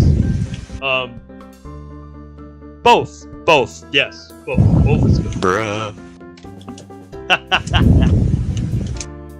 They all start to file out of the classroom after a few more goodbyes. Monika keeps a strange smile plastered on her face. Meanwhile, Yuri has her head buried in her arms on the desk. In contrast, Natsuki is staring straight ahead, gritting her teeth, and Sayori looks down at her desk, picking at a spot on the varnished wood. Yep, this is the scene I remember. Now that it's over, we look at the aftermath. To say there's tension in the air would be a massive understatement. Fuck. Jesus, there's a lot of tension. Yep. Rip. There's silence in the room, made worse by the sense of awkwardness. No one knows what to say. No one expected the festival to end this way, and the impact is hitting us all. Yeah. So... that could have gone better. Way to break the ice, me. But no. My attempt at humor falls flat, and I immediately regret speaking. Natsuki gives me a dirty look, but Sayori smiles wanly. Meanwhile, it looks like Monika's face has finally fallen. I don't understand. Where did we go so wrong, guys? We spent so long preparing for this, and after all our efforts... For the first time, that outgoing confidence Monika always seemed to radiate is snuffed out. She cared a lot about this event, and I feel awful for her. You know, she wanted the club's legacy to continue, and now that's really in question. If this is really just going to be a one-and-done thing. I know. I don't get it either. But you guys all did such a good job, too. The decorations, the recitals. I'm sorry, Monika. Oh, don't worry about it, Ben. It's not like it's your fault anyway. She smiles weakly at me. Glancing around, I notice that Yuri and Natsuki seem particularly upset, with Yuri looking absolutely dejected and Natsuki steaming mad. This is your fault, Monika! I told you this was a stupid idea! None of us were even that comfortable with doing it in the first place. Now look where it landed us. Excuse me, my fault? You all agreed to do this. Pardon me for thinking it would actually go well. What's so wrong about that? We only agreed to do it because we felt like you were forcing us. I was really hoping this wouldn't happen. Given everyone's low moods, an argument is lasting. I didn't force anyone, Natsuki. You know how much this club means. I was just excited to show what we have to the rest of the school. Yeah, because that was such a good idea, wasn't it? I'm really starting to get sick of your constant sarcasm, you know? Why can't you just try being positive for once in your life? Gee, it's funny you should say that. I'm really starting to get sick of your self-righteous know-it-all attitude. We told you this was a bad idea, but no! You just had to insist on this, even though no one was happy with it.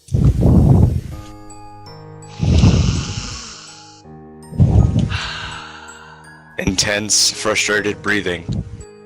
I was inhaling the copium. It was for a reason! Look at how much Ben enjoys it here! Is it really so unreasonable to think that we could have found someone else like him? Or is that just too positive for you to even fathom? This is awful. The other students were bad enough, but now Monika and Natsuki are going at each other's throats? Look at how badly everyone was humiliated. How inconsiderate of all those... She struggles for a moment, her anger inhibiting her ability to speak. Those assholes were. To all of us. They didn't give a damn about anything we had to say. What did that one prick say? He was only here for the food? All of that hard work. And for what? Nothing. She angrily kicks one of the desks. The loud noise jolts Yuri, who looks up with tears in her eyes.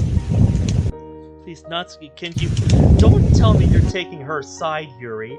You have experienced the worst of it. I don't get why you're not mad either. Natsuki, there's no point in being angry at Monika. She didn't want this to happen. She had no idea people would react this way. It's bad enough that the students were rude, and I really don't like fighting inside the club itself. Yeah, but if Monika just listened to us when we said we weren't comfortable with the whole idea, this would have never happened. Monika sighs. This is the kind of conflict she generally leaves for Sayori to deal with. But in this case, Sayori looks too distraught to intervene. Look, what you're not understanding is that sometimes you have to take risks. Sure, this didn't go so well. There's always a chance it wouldn't have ended like this, and we could have had new members. She turns to me. I mean, you of all people can understand that the best, right, Ben? You made the choice to come here. Look how much you enjoy it. Oh, don't you try and suck up to him, Monika. Face it, you never listen to us, your club members, or take our opinions into account. Tell me I'm not alone in thinking that, Ben. Oh great, now I have to choose a side? I really don't want to do this. I desperately look at Yuri and Sayori, but they both look too upset to get involved. Damn it. This shit. Yep.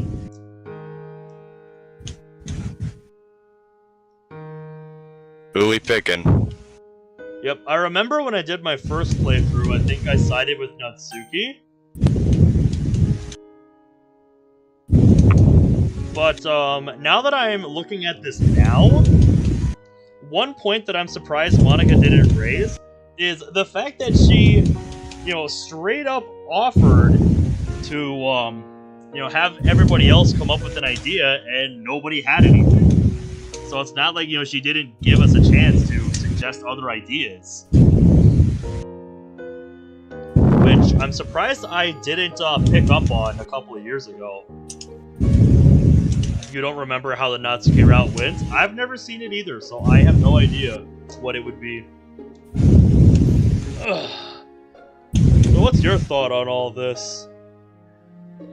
Ugh. Honestly, I have no idea, because I think I sided with Natsuki too, but Monika does bring up a valid point though. Yeah, she does.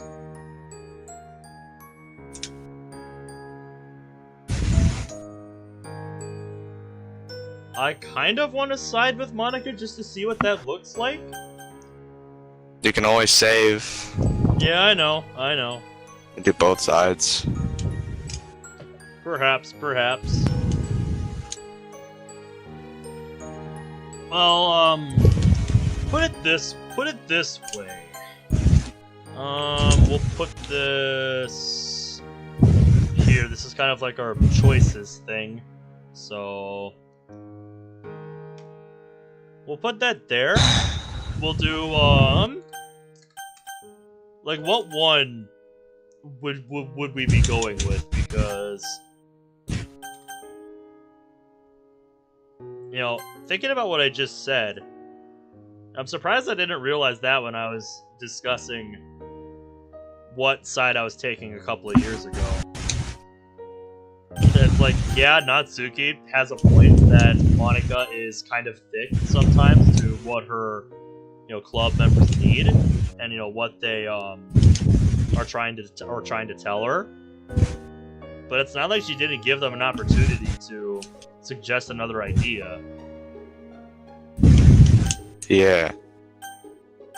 So, in light of that, I'm gonna smack myself from a couple of years ago for going against Monika.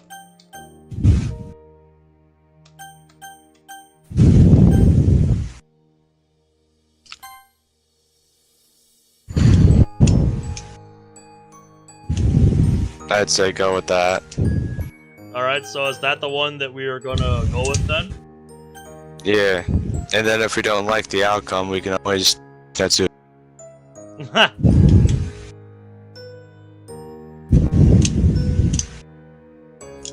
guess we'll go with that then. Either way, I'm gonna keep the choice because I've already seen how the Natsuki one was. I've already seen that one. So yeah. Or just out of curiosity. Well, let's find out then. So Monica, it is. I don't know how I convinced myself 2 years ago to pick Natsuki. I don't know. It's probably from because I overlooked Jacob's that. influence. Yeah, it's probably because I overlooked that detail. Where it's like, yeah, Natsuki has a point, but it's not like Monica didn't give them an opportunity to suggest other ideas. So Natsuki's point is kind of moot then.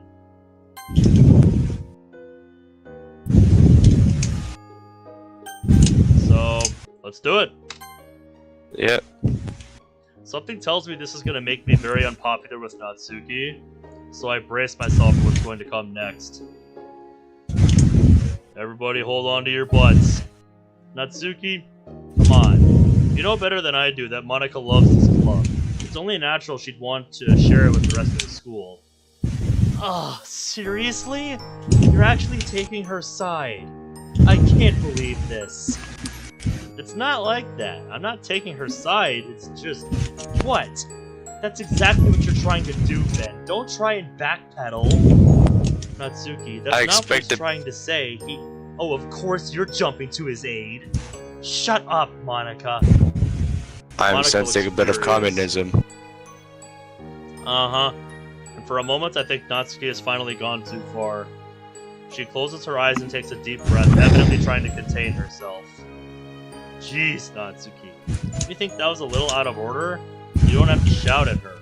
What would you know? You haven't even been here for 5 days.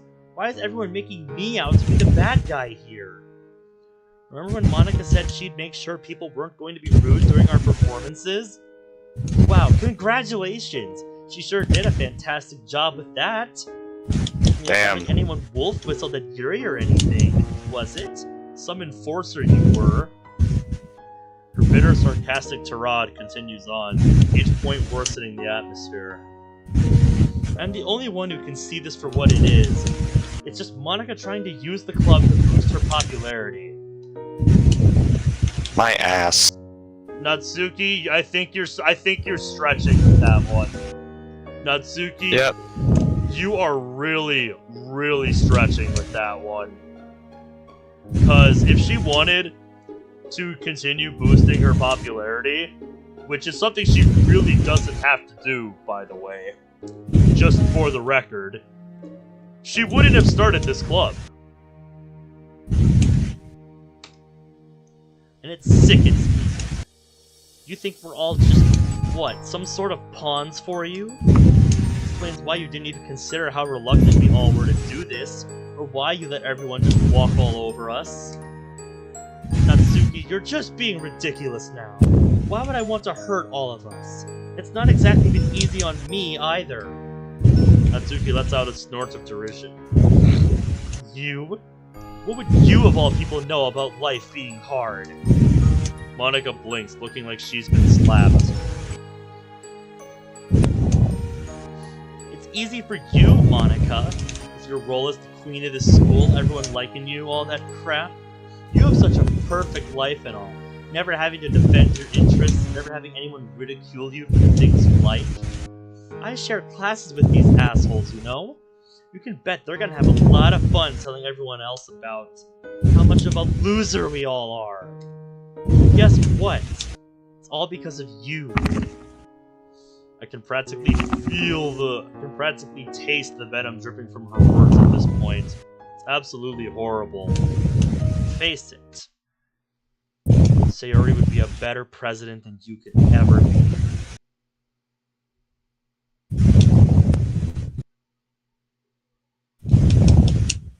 Damn. And this is why I don't like Natsuki. Not hard to understand, after something like that. She's just a little bitch.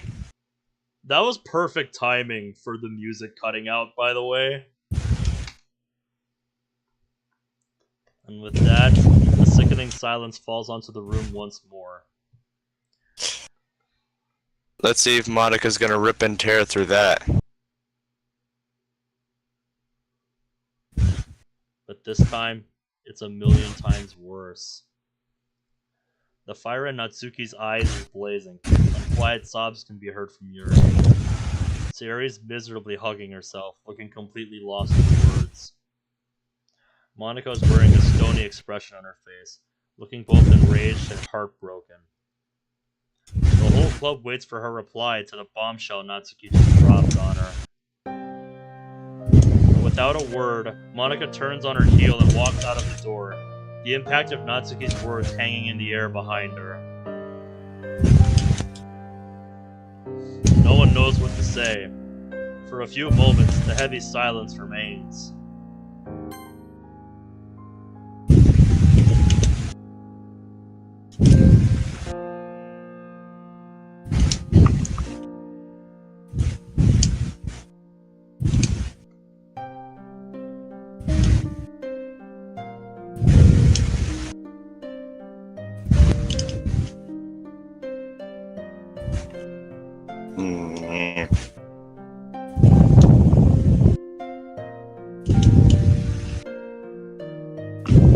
Natsuki, you are just being ignorant.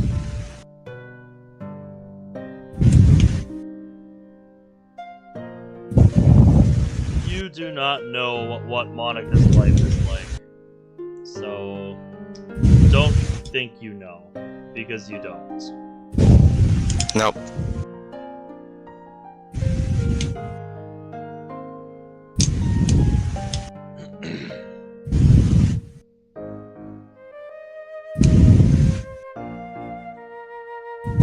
As for your final point, that is just high school students being high school students. Yep.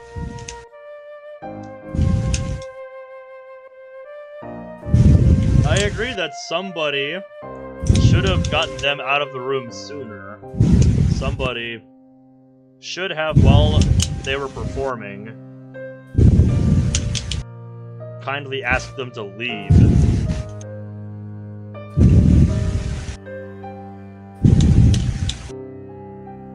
That is one point I will agree with.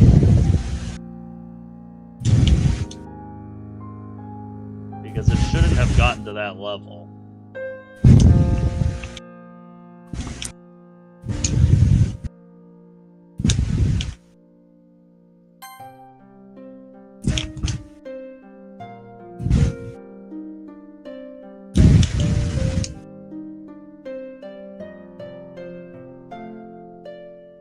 Agreed.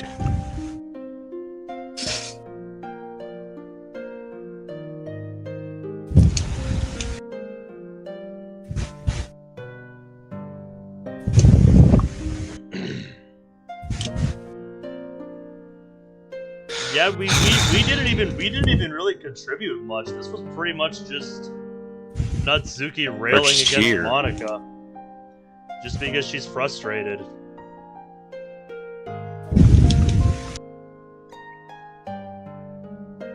We're just here, chilling, trying not to cause shit, and then boom, Natsuki exists. Uh-huh.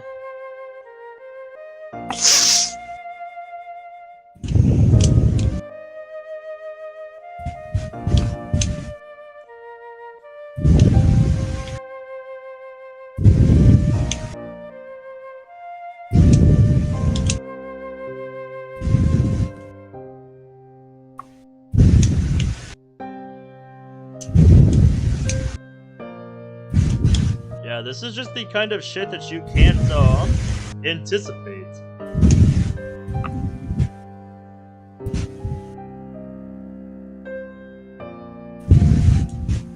And the only thing you can really do is just kick them out after they start behaving like this.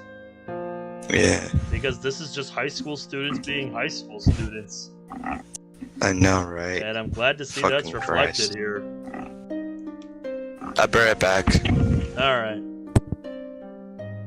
We all exchange looks. Yuri is meekly wiping her eyes on her sleeve, and Sayori is standing around awkwardly. Natsuki, on the other hand, is refusing to meet anyone's gaze. She looks like she's regretting her words a little bit. She makes some good points, but she's just not really letting the other side speak. She doesn't really want to have a full-on discussion. She just wants to vent. She's pretty much just venting her frustrations at Monica.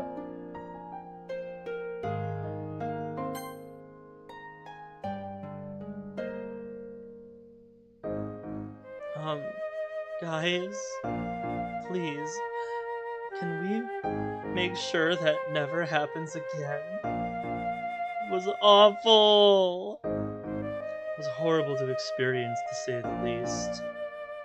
Without Monica to restore order and keep things going, the club suddenly feels very aimless and disorganized. Natsuki, I know you're angry, but can you please find Monica and apologize? But, please, I know you're feeling a bit guilty over what you said. After all, you were a bit mean. Natsuki grumbles something under her breath. That's alright, I'll go find Monica. No offense, Natsuki, but I don't think she'd particularly want to see you right now. I wince as the words leave my mouth. There's probably a more diplomatic way of saying that. There is. I think the diplomatic way of saying it would be to say she wants some space right now. She needs some space. No offense, Natsuki, but I think she just needs some time alone right now. She just needs some space. Natsuki glares at me. Fine. As I turn to leave, I silently motion to Yuri and Sayori to try and talk to Natsuki. Sayori nods and Yuri very nervously swallows. Now, where would Monica go? She would probably want somewhere quiet where she could be by herself, right? My Scott Pilgrim P-bar has been lowered down to 0. Ah, nice. So, we're gonna go find Monica. Okie dokie. Which rules out the classrooms, the courtyard, and the cafeteria. The only two places coming to mind are the girls' toilets or the rooftop. Well, I'm hoping it isn't the girls' toilets. I would have said the library. I make my way over to the staircase that leads up to the top, thinking about how this conversation is gonna go. Will she even want to talk to me? She didn't even say anything as she left. Was she that upset? Yep. Although, given what Natsuki said, I really wouldn't blame her. Guess there's only one way to find out. There's a door at the top of the stairs which opens out to the rooftop. Bracing myself, I put my hand on the cool steel door handle and push the door open. Man, the view up here really is something. I shiver as the wind cuts through my blazer. It's a cold and desolate place. Hey, it's the exact same roof background. Yep, I have this roof on. I have seen this rooftop background in many mods. It is one of the most commonly used backgrounds I think I've seen. I look around, and sure enough, there she is. Leaning slightly over the barriers at the edge of the rooftop, face turned away from me. Not a peep sounds from her. Not even the wind, when the wind slams the door behind me closed. Monica? No answer. I slowly approach her, making as little noise as possible in some illogical attempt to not scare her away. You, looked pretty upset, so I thought I'd come find you. I trail off, mentally berating myself at how weak that must have sounded. She stays completely still as I sidle up to her side, leaning on the railing so that I can see her face. I don't know what I expected, but her expression is oddly calm. Monica? Beautiful view, isn't it? Yeah, you could say that. Is that the reason you came up here? It's part of it. On days like this, the wind and the eternally stretching blue sky make me feel like I can go anywhere. It feels freeing. There's something comforting in the possibility of getting swallowed up in that blue. Being able to simultaneously take control and lose control. Monica, well, I know that you're obviously not okay, but I'm not asking if you're okay to know if you're okay. I'm gonna ask if you're okay so that you can choose to talk to me about whatever if you wanted to. Let's give you an opportunity to open up. So, are you okay? A thin smile appears on her face. Progress? That's question mark? Ben. To be honest, I didn't expect you to have any tact at all. Ooh. Damn it. Ooh. Very humble roast. What'd she say? To be honest, I didn't expect you to have any tact at all. Oof. That is a very Mental humble ego. roast. That is a very humble roast. Me neither. God damn. Did you expect that I'd be crying up here? Contemplating suicide or something? Don't worry, I wouldn't do it just because of the festival. Well, I wouldn't blame you if you wanted to cry it out. You know, I actually thought I would cry at first. But maybe I'm all cried out. I guess I've come to terms with all the things that Natsuki said already. She says some weighty words so casually. Natsuki said wasn't true, Monica. I think you're a fantastic president. I hasten to try to give less empty words after she arches an eyebrow at me. And I'm not just saying that to Natsuki is the cheer one who you up. needs to apologize. Remember what I said to you before the festival? During your little pep talk? She nods. Well, I'm gonna reiterate it anyway because it's important you're aware of how much I mean it. Thank you. For everything.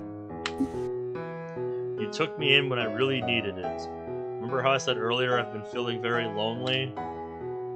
She nods again. Well, that's how things have been for me recently. I haven't seen much of my parents lately, and most of my days I'd spend alone. All of that changed when I joined your club. You were all so friendly and welcoming.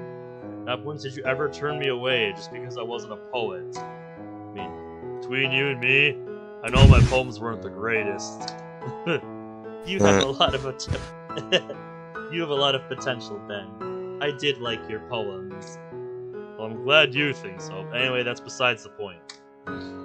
You accepted me for who I was and was always willing to help me. And more importantly, that you've created something that 3 other girls hold dear to their hearts. Definitely the sign of a good president, if you ask me. She looks down for a moment, as if composing herself, then meets my eyes with a smile. Thank you, Ben. It really means a lot. Like I said earlier, hearing all of this from a newcomer really does make me believe I've hit the goals I set for myself. All I wanted was to create a little haven that people could call home, no matter their writing ability. I'll take it from someone who joined only a few days ago then. You've definitely succeeded. Also, had you not made this club, I never would have gotten to meet Yuri and Natsuki, or have been able to hang out with Sayori again. Nor would I have gotten to get to know you better either. And that would have been a real shame. I'd nudge her, receiving a nudge back. Yeah, don't push it. This past week has probably been the happiest I've ever been in a long, long time. And that is all thanks to you. We share a smile, one that I'm now sure is genuine on Monica's part. I don't really know what to say. It's alright, seriously. I just wanted you to know how I felt.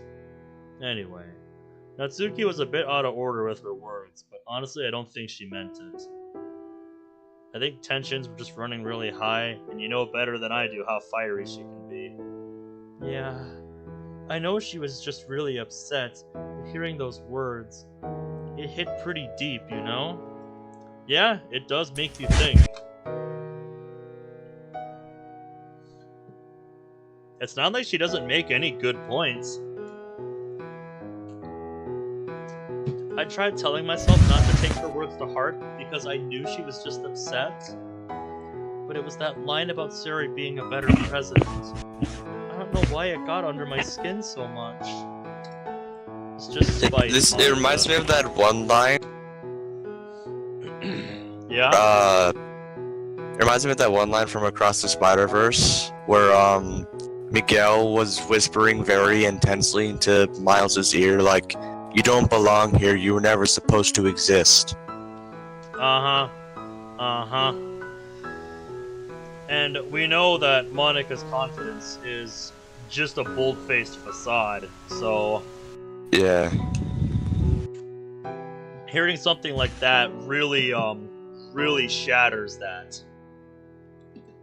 Because it goes against what she tells herself.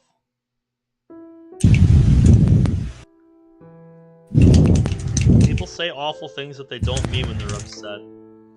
Sayori and Yuri are talking to her now, and I get the feeling she wants to apologize, but just doesn't know how to.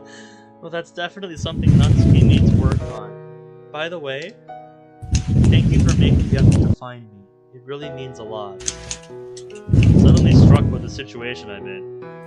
Here I am, alone, one of the most attractive, popular girls of the year, having a heart-to-heart. Probably a situation most of the other guys in the school would kill to be in. Yep. My face heats up a little as I process the heartfelt, rather vulnerable scene we're both in. That's something I should put on the bingo card ideas list. MC making mention of how other guys would kill to be in his position with Monika. Yeah.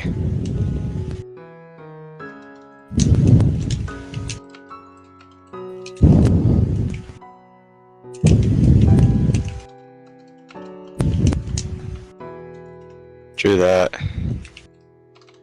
I'm surprised I haven't thought of that idea until now. That I'm seeing it here. I'm surprised. Charles got none of us have mentioned. thought of that. Uh-huh. Yep, MC. Write that down. MC saying how much other guys want to be in his position with Monika. That's how we're gonna put it. That is idea number 65 on the bingo list, by the way. I want to get up to the point, I think, where I have like 100 before I start making the cards. So I'm always, listening for new ideas. And I haven't seen Into the Spider-Verse yet either. I haven't seen like anything Marvel related after Endgame. I kind of fell off Marvel after Endgame because I'm just like, where do you go from here? And Into the Spider-Verse is completely different from Endgame. Yeah, the different Spider-Man. Obviously, yeah. It's very different where Marvel's at now after Endgame. But yeah, I kind of just stopped because I'm like, where do you go from here? And just, seeing how things have gone, I don't exactly regret my decision to just tune out at that point. Welcome, Monika. Nothing to thank me for. I sheepishly scratched the back of my neck. Certified anime protagonist moment. Hold up. Yep.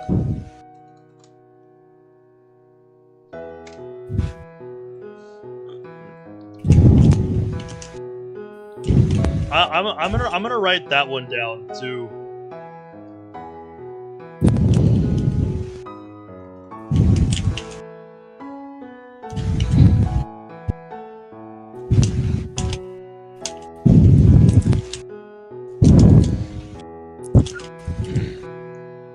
just going to make it really big.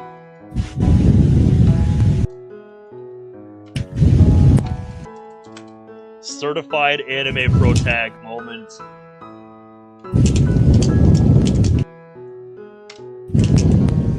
That's how I'm gonna write it. For something like I sheepishly scratched the back of my neck. Certified anime pro tag moment. That is number 66 on the list. We should go and find the others though. Don't want them to worry or anything. We stand up and make our way back to the door. I hope so. It wasn't exactly be nice to be told you have a perfect life, that you've never experienced any difficulties. As we make our way back to the club, I just hope Yuri and Sayori were able to talk some sense into Natsuki. The last thing we need is another argument. Alright, before we get back to the club room, I'm actually gonna go use the restroom quick. Alright. I've been holding this in for a while, but I can't wait any longer. It's just gonna get worse if I wait. And I do not want to end up being the subject of Makina's mockery. So I'll be right back.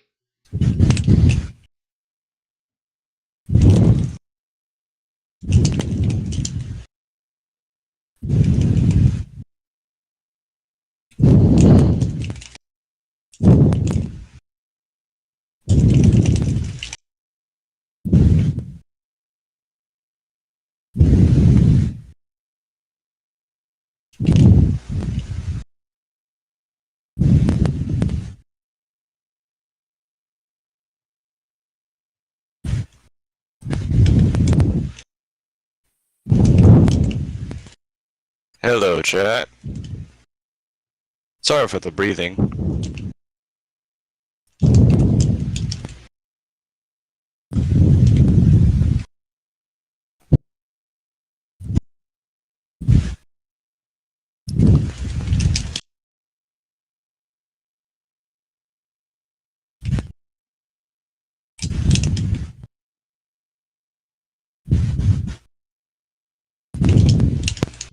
Alright, I have returned.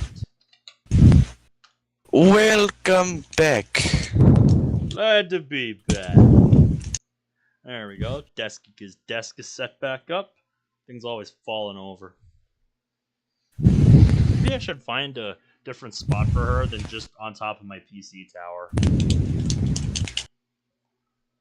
I don't know. She's silent as we wordlessly make our way back to the classroom. We finally arrive. I squeeze her shoulder as she takes a deep breath and walks in. Ah! They're back!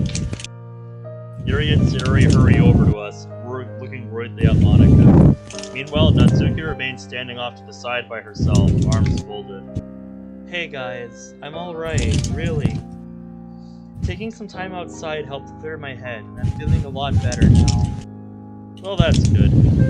Not to mention, Ben was a real help, too. I'm relieved. It was a frightening prospect to consider losing our club president. Yeah, and now that everyone's calmed down, we can talk things out. Natsuki, why don't you come join us? Ugh, fine. She drags her feet as she makes her way over to us. I notice Monica fidgeting with the hem of her skirt and smile reassuringly at her. Okay, so I'm here. Natsuki's eyes dart up to meet Monica's for just a second. So, there's an awkward silence as Natsuki's voice trails away. Sora raises her eyebrows at her, causing the smaller girl to return with a glare. I think what Natsuki means to say is that she just said all those things in the heat of the moment. A crime of passion, as it were. Hey, geez, I can speak for myself, okay? She says that, but... Alright, I'm just gonna get this over with. What I wanted to say was that I didn't mean it when I said that you were a bad president. And I guess it's pretty clear that you care a lot about the club. Sayori nods vigorously at her, egging her on. It's just that those jerks pissed me off so much that I blurted out random things and needed to vent. Uh-huh, that's the point I was making. Is that she's just venting her frustrations at Monica, looking for somebody to blame for what happened. Well, I won't lie. It does seem like you always get special treatment because you're so popular, Monica. That's just high school stuff, Natsuki. What can you do? Not a lot that she can really do about that. But then again, I wouldn't know what you have to go through. You're on a totally different level from the rest of us. Natsuki... Anyway, that's all, I guess. I've always seen you as a friend, and I hope that you'll still be able to see me as one, too. There is tension in the air once again, and we anxiously wait for Monika's response. Natsuki shifts back and forth on her feet, looking like she almost wants to run away from the scene. Thank you for saying that. I'm not gonna lie either. Your comment doubting my presidency hurt. It's not true, though. You're a great president, Monika. Yeah, you brought us all together. Without you, we wouldn't have become friends, and I wouldn't have been introduced to the world of poetry. I agree. It's an amazing feeling to be able to talk to like-minded individuals. Yep, true of anything, really. As far as presidents go, we could definitely do worse. So what if you nudged us into the festival? I guess it's only normal for the president of all people to want the club to grow. Thanks, guys. I guess that after all that, I have no choice but to accept Natsuki's apology then, huh? I mean, it'd be really great if you could. That's certainly an understatement. We all turn to look at Yuri, surprised at the glimpse of a humorous side to her. Yuri? Humorous? No! Bruh. Never! Did I say something strange? Oh, Yuri, you're so funny. Eh? Sayori, the confused one. Love it. Oh. Yuri, your lack of self-awareness there and how funny that sounded is amazing. I let out a breath that I'd been subconsciously holding. Seems like everything turned out well in the end. Or at least as well as they can, given the circumstances.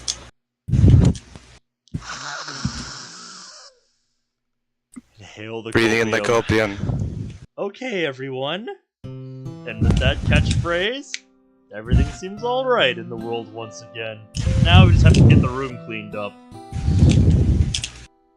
I totally forgot to mention this, but we still have to clean everything up.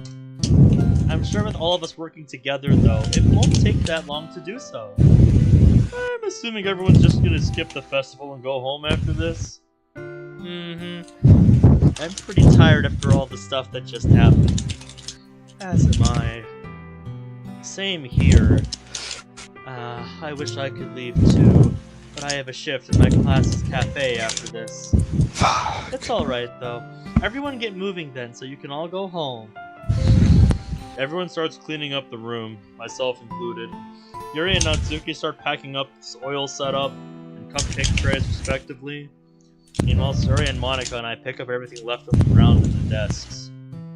It's like we're erasing all trace that the festival ever happened in here. And honestly, that's probably for the best. Although, I can't help but think that there's still lingering tension in the air, despite Monika's cheery expression. I have a feeling that Monika might just be putting the club before herself in this case. The only thing I can do now is hope that everyone will feel better tomorrow. It'll be nice to get to go home from school early for a change and be able to relax. Although now that I think about it, I really only have anime and video games to look forward to. I guess everything that happened today is going to be plaguing my mind tonight. And that was the festival. Finally, inner peace. We're back to normal now. Somewhat. Yep. Whoa. Morning already. I groan as I fumble for the alarm clock. Just chuck it at the wall. I just feel like sinking into the depths of my bed. Is it natural to feel this tired after waking up? Yes, that's perfectly normal. What time anyway? 10:30 a.m. Shit! Already pretty much missed the first 2 classes. I thought it was Saturday. Oh no, wait. The festival happens on a Monday. Should I even go to school today or just cut my losses and skip? A fierce battle rages within my head as I lay there. But after a beat, I leap out of bed and begin throwing on my uniform. I don't even want to go to school, but I strangely feel compelled to stick to my everyday routine. This mom really trained me well.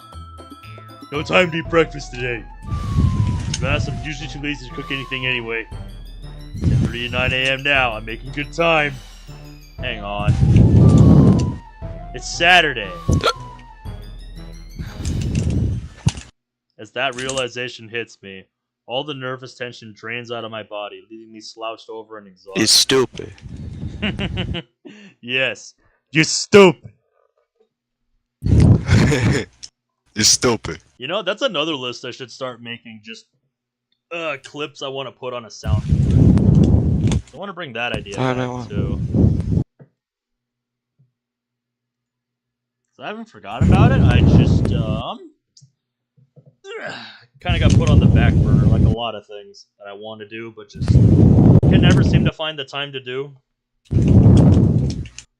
I feel like if I wanted to do something like that, I feel like the way I would do it without like a dedicated physical soundboard to put somewhere, I would just have like 9 different sounds that I want on my number keys, and then just tap one of those whenever I want to do one of the sounds.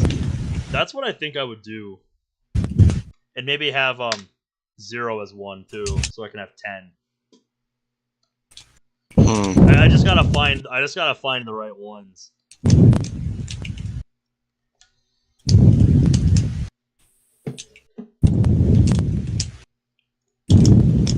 Now that I'm already out of bed, I might as well do something productive today. Although I'll have to get changed into my normal clothes first. Come on, it's a Saturday. All I'm really going to be going to go do is go to my retro games shop and maybe look at a gaming mouse for my brother, because he was talking about getting a new gaming mouse. One more dedicated for it. At least there's no school to get through today. Well, unfortunately, the literature club is still feeling the effects of the festival. Thankfully, the awkward atmosphere is only subtle. And even I, a newbie, can see that everyone's been walking on eggshells. I really do hope that things can eventually go back to normal. At this rate, I could easily see everyone drifting apart. Monica hasn't spoken to me about things yet either. I meant to talk to her about the festival argument the day after, but I just couldn't figure out a way to confront her about it. It's probably just me being too reluctant to bring things up, but I never really found the right time to talk. I should get out of the house for once and stop thinking about these things. It'll be a nice change of pace from staying on my computer all day. Gotta get rid of that pasty pale complexion. Guess the weather isn't bad today. It's a regular sunny day. Not too hot, not too cold. Just me, my bag, and... come to think of it, I don't even know where I'm going. Yep, those are the kinds of days where I'm just off for a walk around the neighborhood. Maybe I'll just text Sayori to see how she's doing. Well, she's probably not awake yet anyway. What I'm waiting for is the first real snowfall of the season. Because we got some earlier this month, but it didn't stick. So... meanwhile, over here, we have snow that sticked. oh yeah, I'm sure you do. We have it right now. We got like 5 inches of it. Oh, how I wish that were the same here. What's actually supposed to happen over where I live next week is it's supposed to warm up. And I'm like, hey. What the hell? It's supposed to be like 30s and maybe even 40s next week. I'm just like, what? What is happening? Yeah, but I'm waiting for the first real snowfall to go for my next walk. I love going for a walk around the neighborhood, doing photo shoots with my Monty keychain in the snow. It's so much fun. Mm. Maybe I'll just text her to see how she's doing. Although she's probably not awake yet anyway. I haven't hung out with her in a while. That might prove to be a nice surprise for her. Actually, the more I think about it, the more appealing that idea sounds. I imagine the festival fiasco probably upset her, given how much she cares for the club and the other girls. Can't hurt to see if she's okay, and see if I can take her mind off it. That'd be fun. Since I can't imagine she really has much going on either. I dig out my phone and shoot her a message. Ah yes, Blue Sky's phone. I forgot about this. Hey Sayori, what's up? Ah yes. Simpler times before EMR phone was a thing.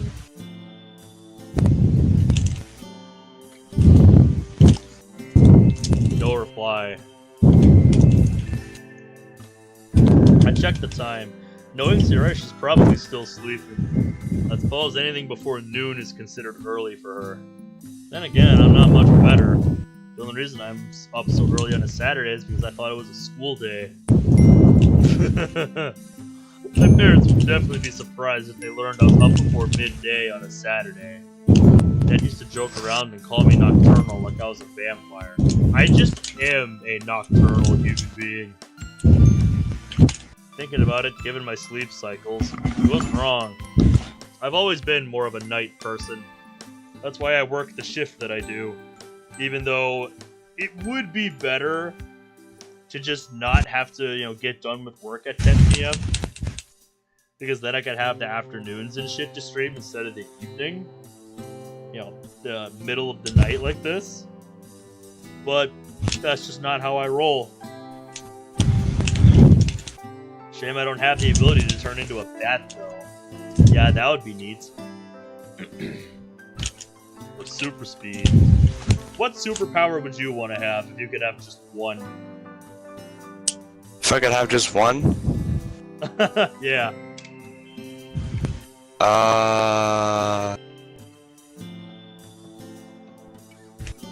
I've always struggled with this question because it's like there's so many good ones.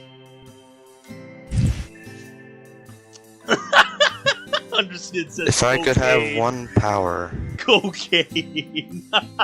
Cocaine. What a fucking Probably superpower. because I want to have fun. Spider powers. There you go. Spider powers. I want to be Spider-Man. I've wanted spider powers all my. Yep. Sounds like a good choice to me.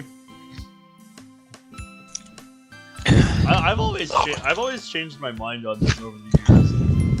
I think I'd want to be able to just levitate or something. Just like hover. Yeah. Just be able to levitate around. Just not need a car. Although that wouldn't be as simple as I think. Because, like, if I need to transport a bunch of shit, how would that work? So... I have no idea. Maybe I should keep thinking. Well, at least the weather's nice. It's early October now, which is the best of both worlds. Yep, I do love me a good fall season. And then here's me literally born in the fall. Mm-hmm. I was a spring baby. Fucking rainy boy. Yep. It's my least favorite season because it marks the end of my favorite one. And I just don't like wet. As in, it's not quite as hot as it was in the summer, and the real bite of winter hasn't kicked in yet. It's fairly warm with fluffy white clouds accompanying the blue skies. Title drop. Perching down on a bench.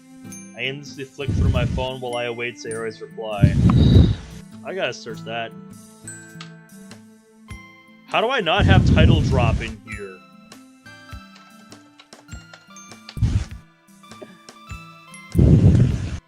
I like the vibe of rain, but do not like getting wet by it. I prefer going out with umbrella. I've just always got either a hoodie or a coat with a hood. Perching down on a bench. I don't think I've ever owned an umbrella. Reply. I've never had an umbrella either, really. There we go. Hi, Ben. Sorry about the delay. I just woke up. Called it. Don't worry about it. Just wondering if you wanted to go to the park or something. It's a nice day after all. Sure thing. Which one? We'll see. It'll be a surprise. Oh, your umbrella flew into a river? Ooh, that's no fun. At least it didn't get struck by lightning or something much worse. But still, that sucks. Sounds fun! Just give me a few minutes to get ready, okay? Just let me know when you're dressed and I'll meet you outside your house. On the 4th of July? Oh, I'm so sorry to hear that. That is unfortunate, dude.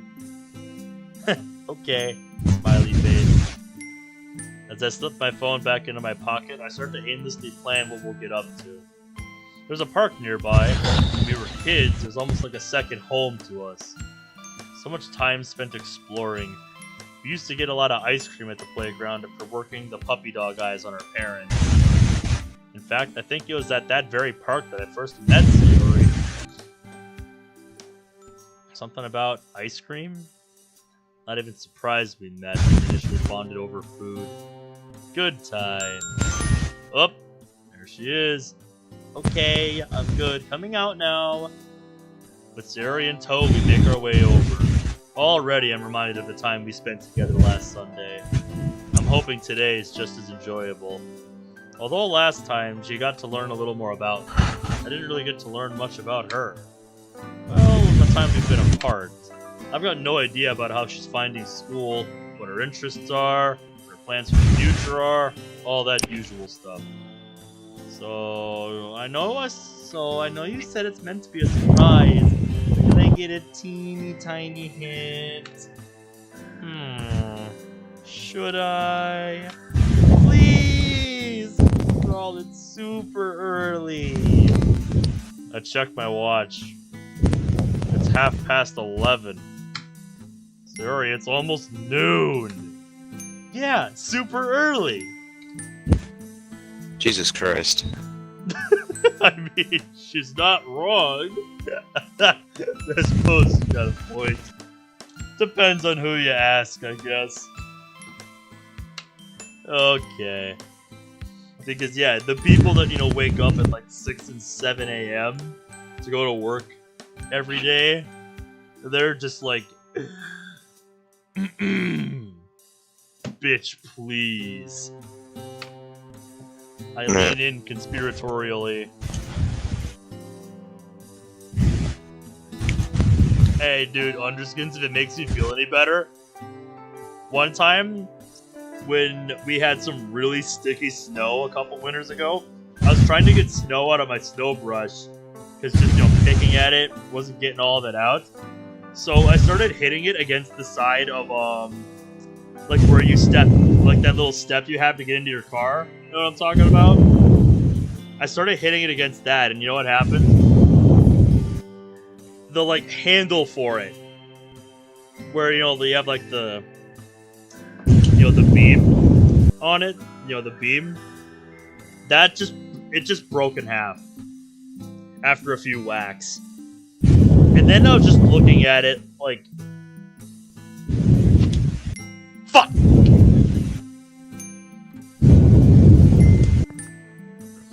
It's like, god damn it, I just wanted to get the damn snow out. I didn't want this.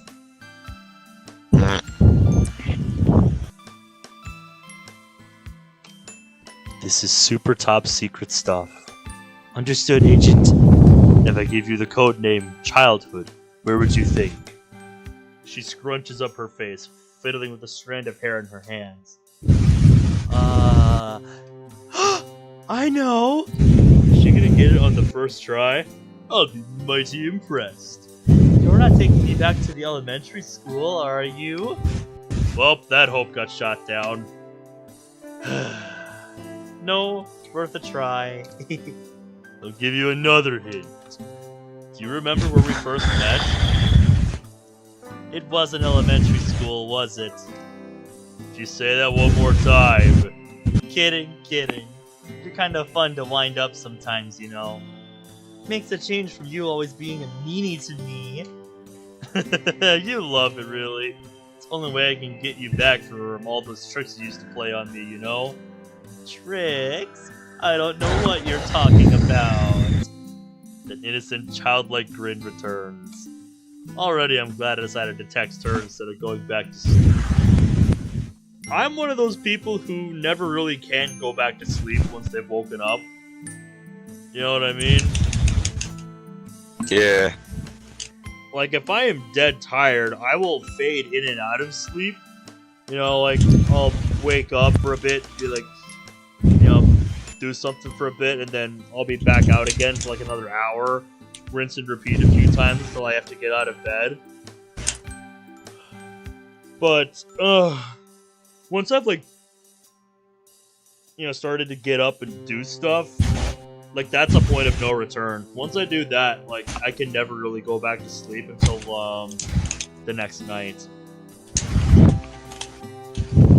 What about the time you told my mom that I threw that tennis ball at you so she'd make you give my candy? Make me give you my candy. Or that time we climbed that tree and got stuck? I told you it'd be too high, but you didn't listen. My dad had to get us down. Although that climb was pretty fun. The view was incredible. See? It wasn't all bad. I know. It was all good-natured. We used to get up to all kinds of mischief. We sure did. Anyway, I think I know where we're going. Paku Park, right? Ah, so there is something in that head of yours after all, then, huh? Hey! Damn. Oof! And here we are. Aw, I love this place. Haven't been here in so long. Yeah, me neither. We take a seat on a wooden bench, which affords us a lovely view of the park around us. Children are playing all sorts of ball games as their parents chat amicably. Dogs are running around as their owners laugh and chase them. I smile. Here with Sayori, I truly feel like I'm at home. Figured it new, both of us could take a trip down memory lane, eh? Especially after that fiasco of the festival and everything. Yeah.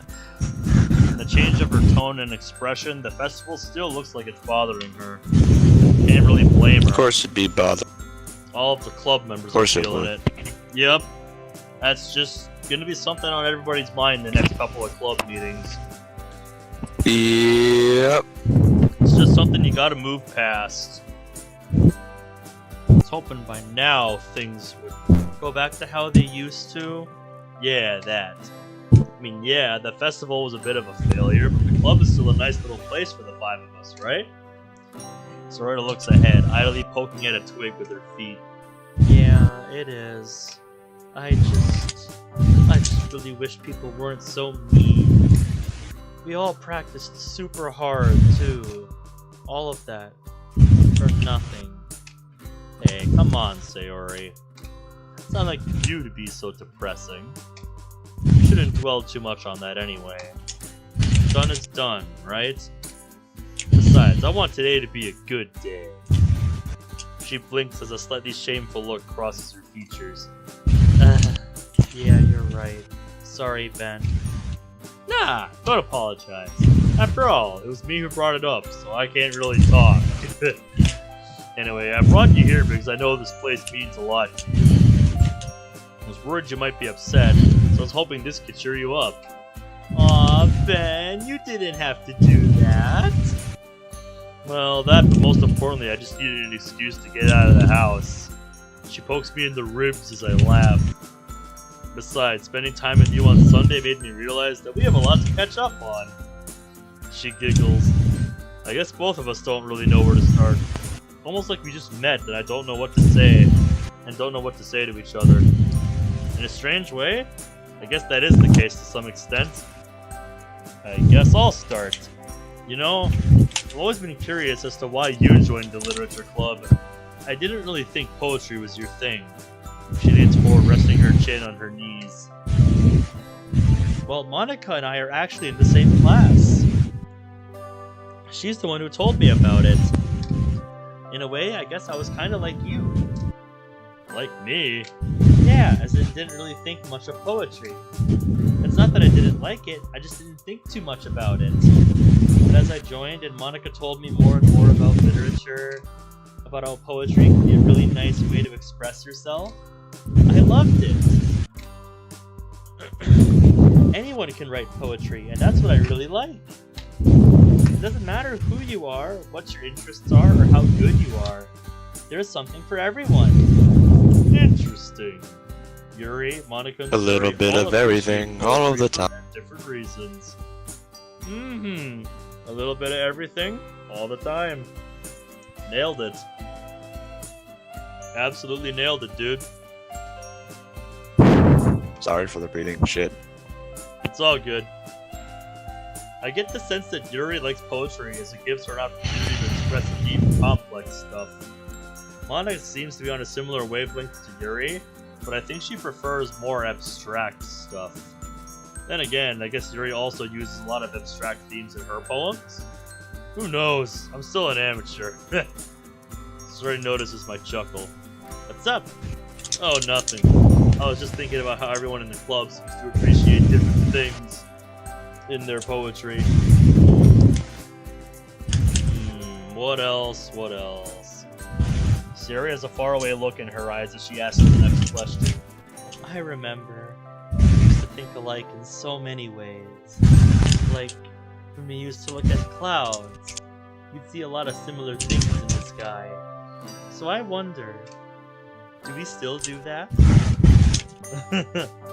I grin. I had totally forgotten how much we used to enjoy cloud watching back in the day.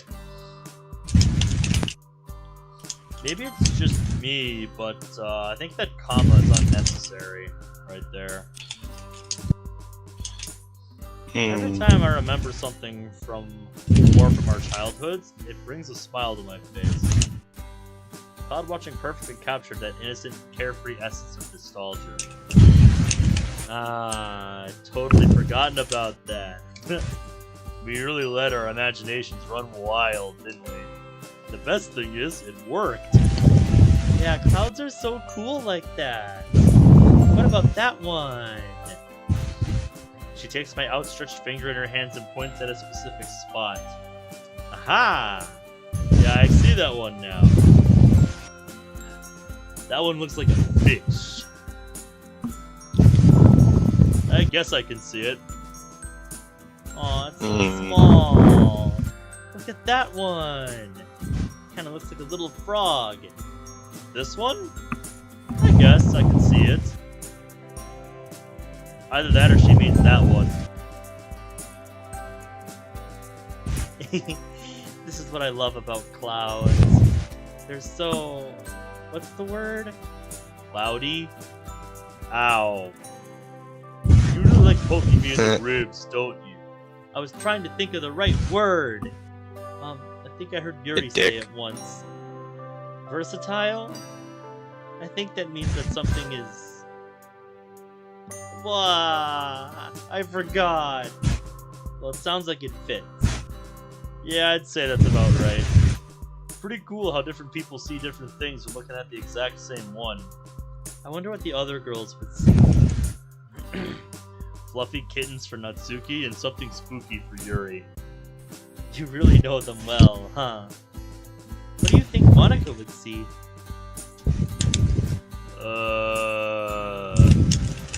A piano?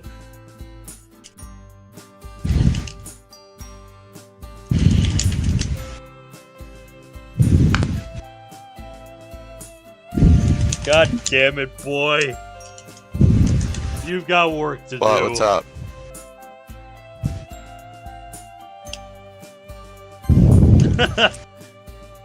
Sarah's like, what do you think Monica would see looking at the clouds? And he's just like, a piano? Wait, where'd you get that piano? Just throw the piano on you. I mean, can interpret a cloud however you want, right? Just thinking of stuff that reminds me of her. Well, you have work to do if that's all you can think of, boy. Well, I'm happy that we still cloud. My phone better die. Ah, shit. Wanna call it soon? No, it's fine. I'm not even on my phone. Alright. I just Yeah, felt the me heat too, and but- checked it. It's fine.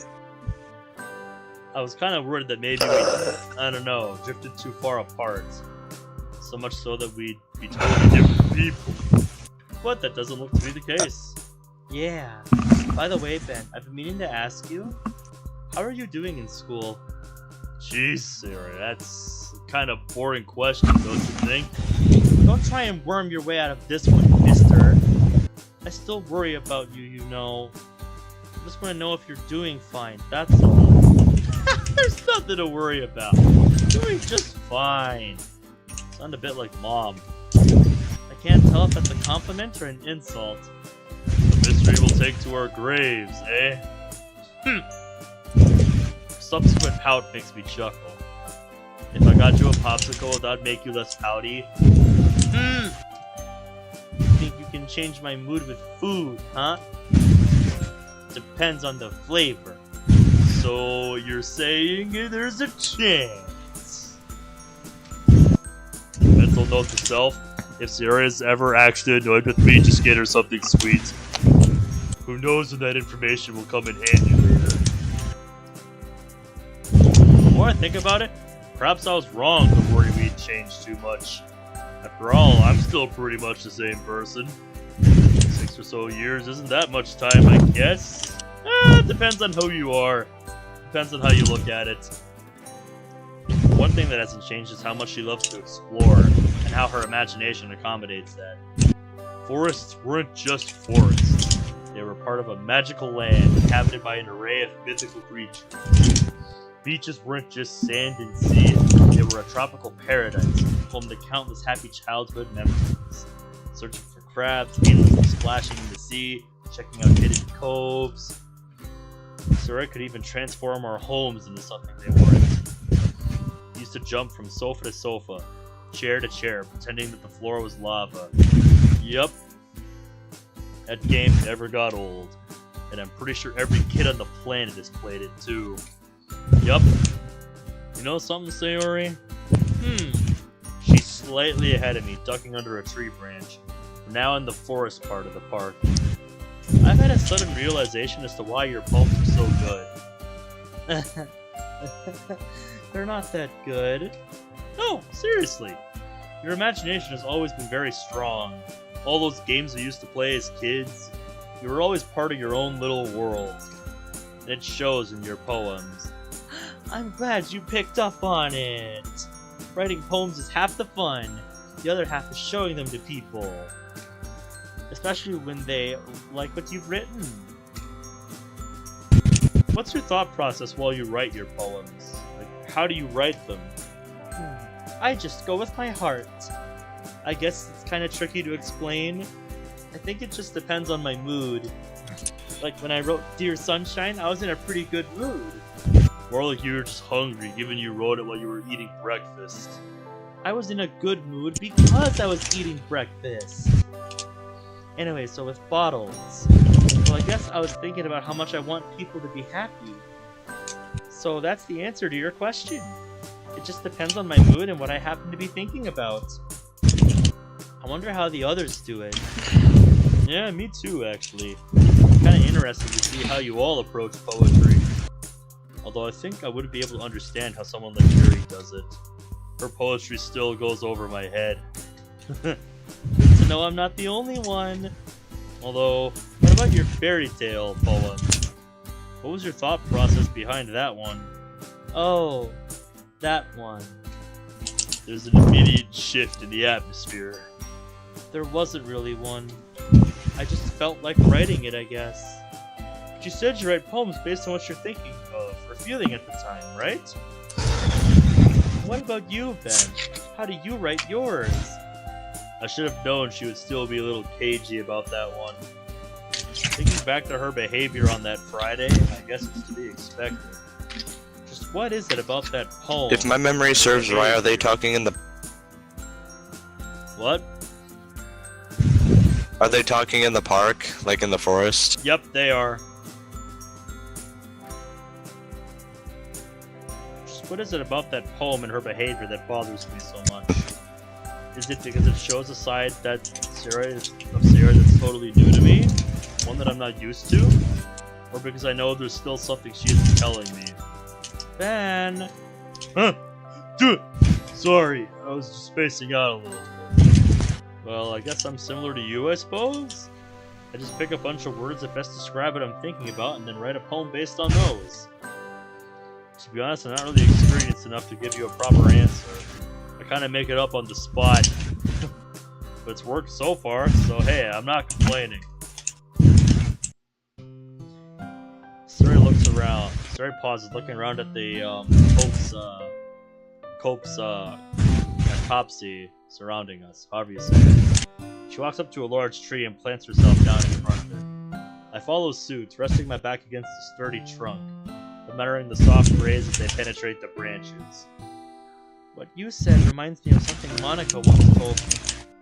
Something about if you don't have confidence, just fake it so people believe you do. She turns to face me, a thoughtful expression on her face. The embodiment of the expression, fake it until you make it. Sometimes I wonder if she really is confident, or if it's all just a show. I don't think you want us to answer that question, Sayori.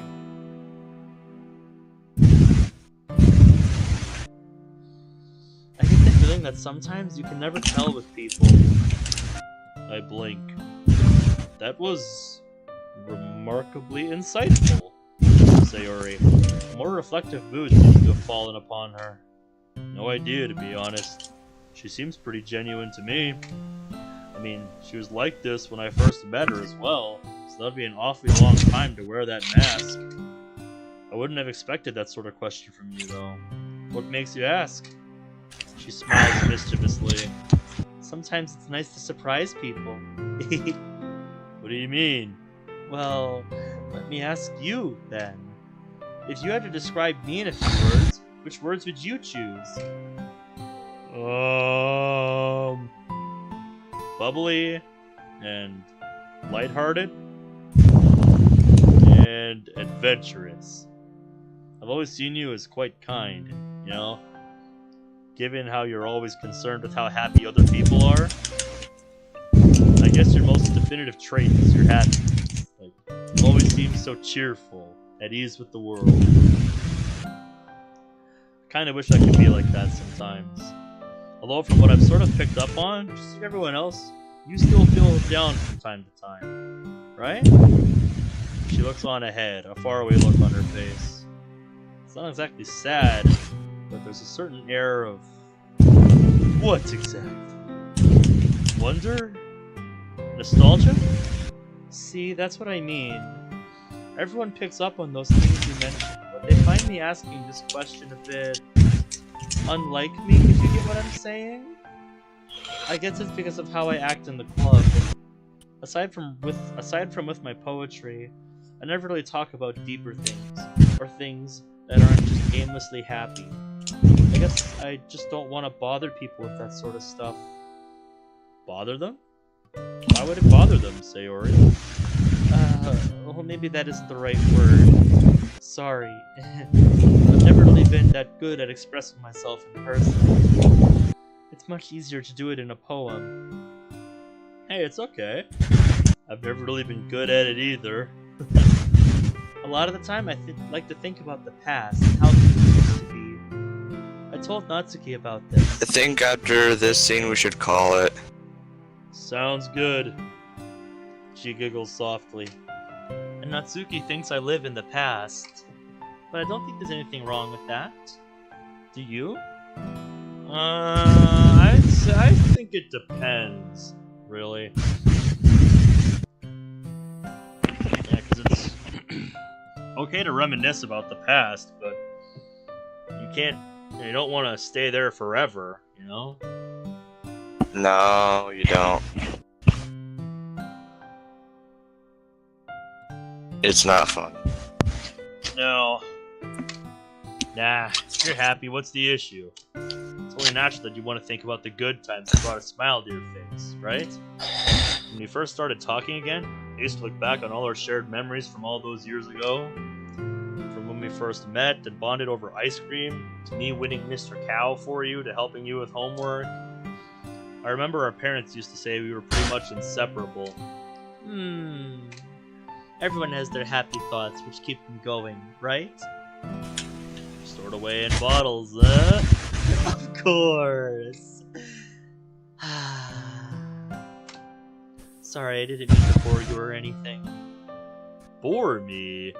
Really, Sayori, you're sounding a bit like Yuri. I haven't seen this side of you before, and I really like it. As much as I enjoy our playful banter, it's made for a really nice change of pace. Besides, I always like talking to you. Thank you, Ben. I worry about, well, sorry, people are gonna enjoy being your friend. Always. Even if you're not super chipper all the time. It's alright, seriously. Just be yourself, don't hide anything. I'll be here. Don't you worry. I reached over and squeezed her hand, smiling reassuringly. She noticed with her fidgets, looking rather uneasy about it.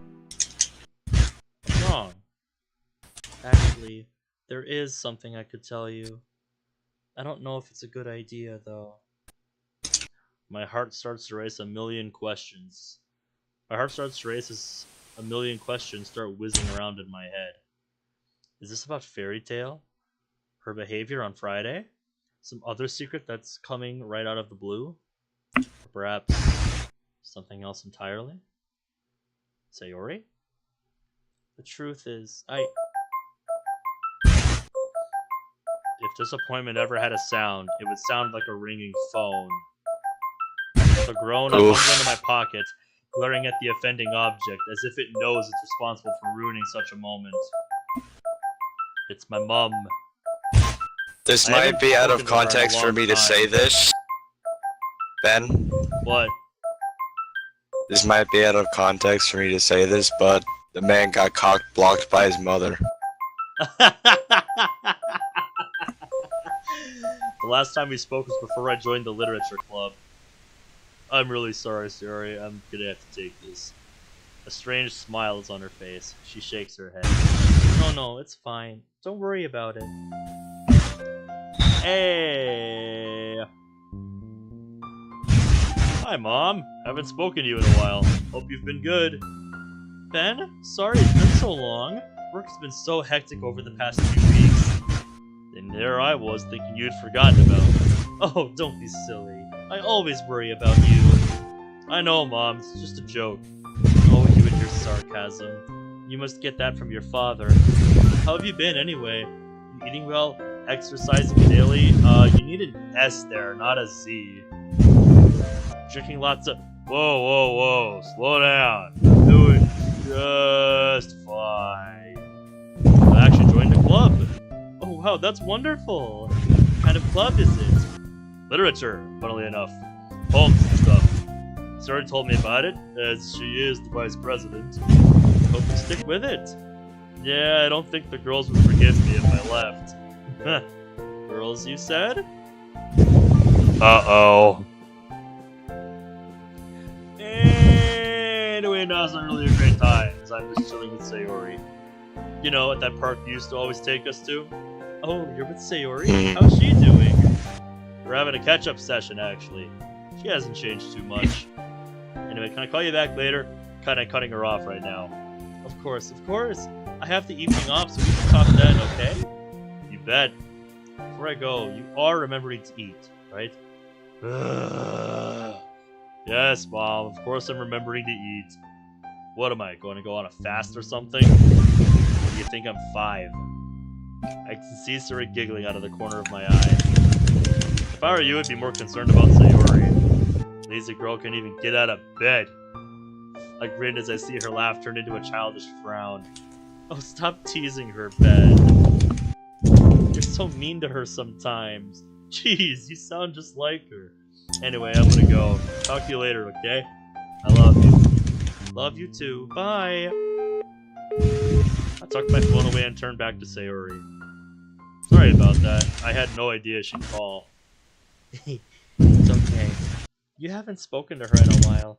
It was nice to hear you two talking again. Anyway, what were you saying? You wanted to tell me something? Sayori isn't sitting down by the tree anymore. She's standing up and looks ready to go. Oh, don't worry about that. It was nothing important. Sure? It sounded kind of serious. It's okay. I'm kind of hungry anyway. Can we stop by a cafe on the way home? You literally just had a popsicle. Well, you know what they say. What would that be? The fridge is a clear example that what matters is on the inside. You're making that up. What the fuck?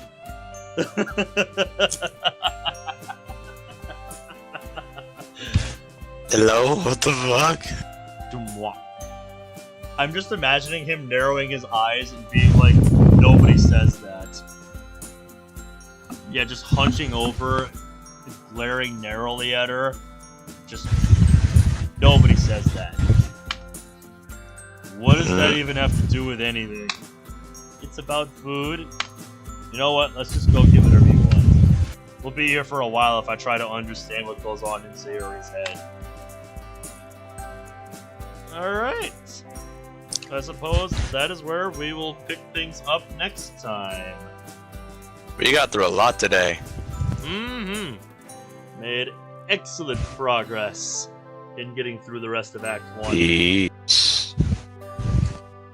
I have the feeling we are getting close to Act 2, finally. And not that's Act 2, the actually good Act 2, with this mod. Yes. I can't help but feel like we're close to the end of this day, but I'm hoping we can get to Act 2 next time if we're not like already on the cusp of it. Because it feels like we're close. Imagine if we're like 5 minutes away.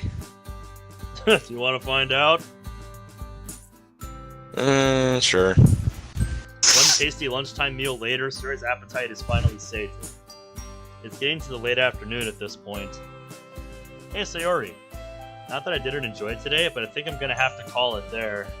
There's a mountain of homework I haven't even started that's due on Monday, and I don't think Sakurai is gonna be happy with being late. Her face still has traces of chocolate all over it. She hastily attempts to wipe it off. Oh, that's okay. I probably should do the same. We've reached my house. Alright, well I'll see you on Monday then. Have a good one. She waves cheerfully. Bye, Ben. Thanks again for today. No worries. Sorry I ruined it with the phone call. You didn't. It's okay. I wish I could spend the rest of the day with her, but unfortunately my procrastination is caught up with me. What a fun evening this will be. Yep. I had that hunch with the sunset and all.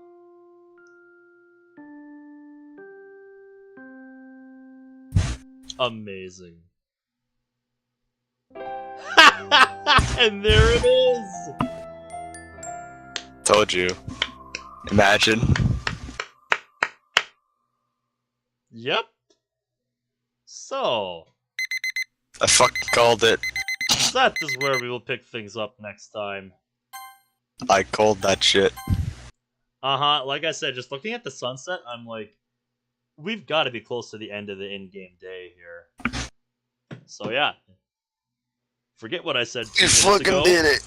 That is where we will pick things up next time, with the beginning of Act 2 proper. Woo! Looking forward to it. Finally. Yes, Inner some peace. real progress. And the stuff that people are actually here for, really. Yep, we made it past where you left off. And left the series in the dirt. I did make some progress into Act 2, but I didn't finish Act 2. Yes. Previously, So we've now made it there. Yep. And in a few episodes' time, we should be in uncharted territory for me. So, Yep. Exciting times ahead. Because I do remember some of the seasonal stuff this mod does. So we'll see where we are at as the month goes on.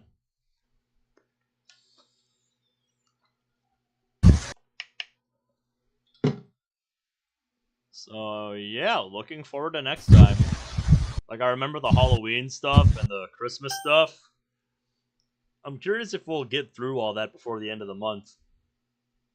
Mm-hmm. I guess we'll see. Because We'll the do our Christmas best. stuff is like deep into the routes. I'm pretty sure. So maybe not. If it ends up being after New Year's, oh well, it is what it is. Bruh. I don't, plan out Christmas specials and shit. You guys know that. I don't do a And then whole here's ton me. of prep for holidays. I just am always here doing my thing. And then there's you.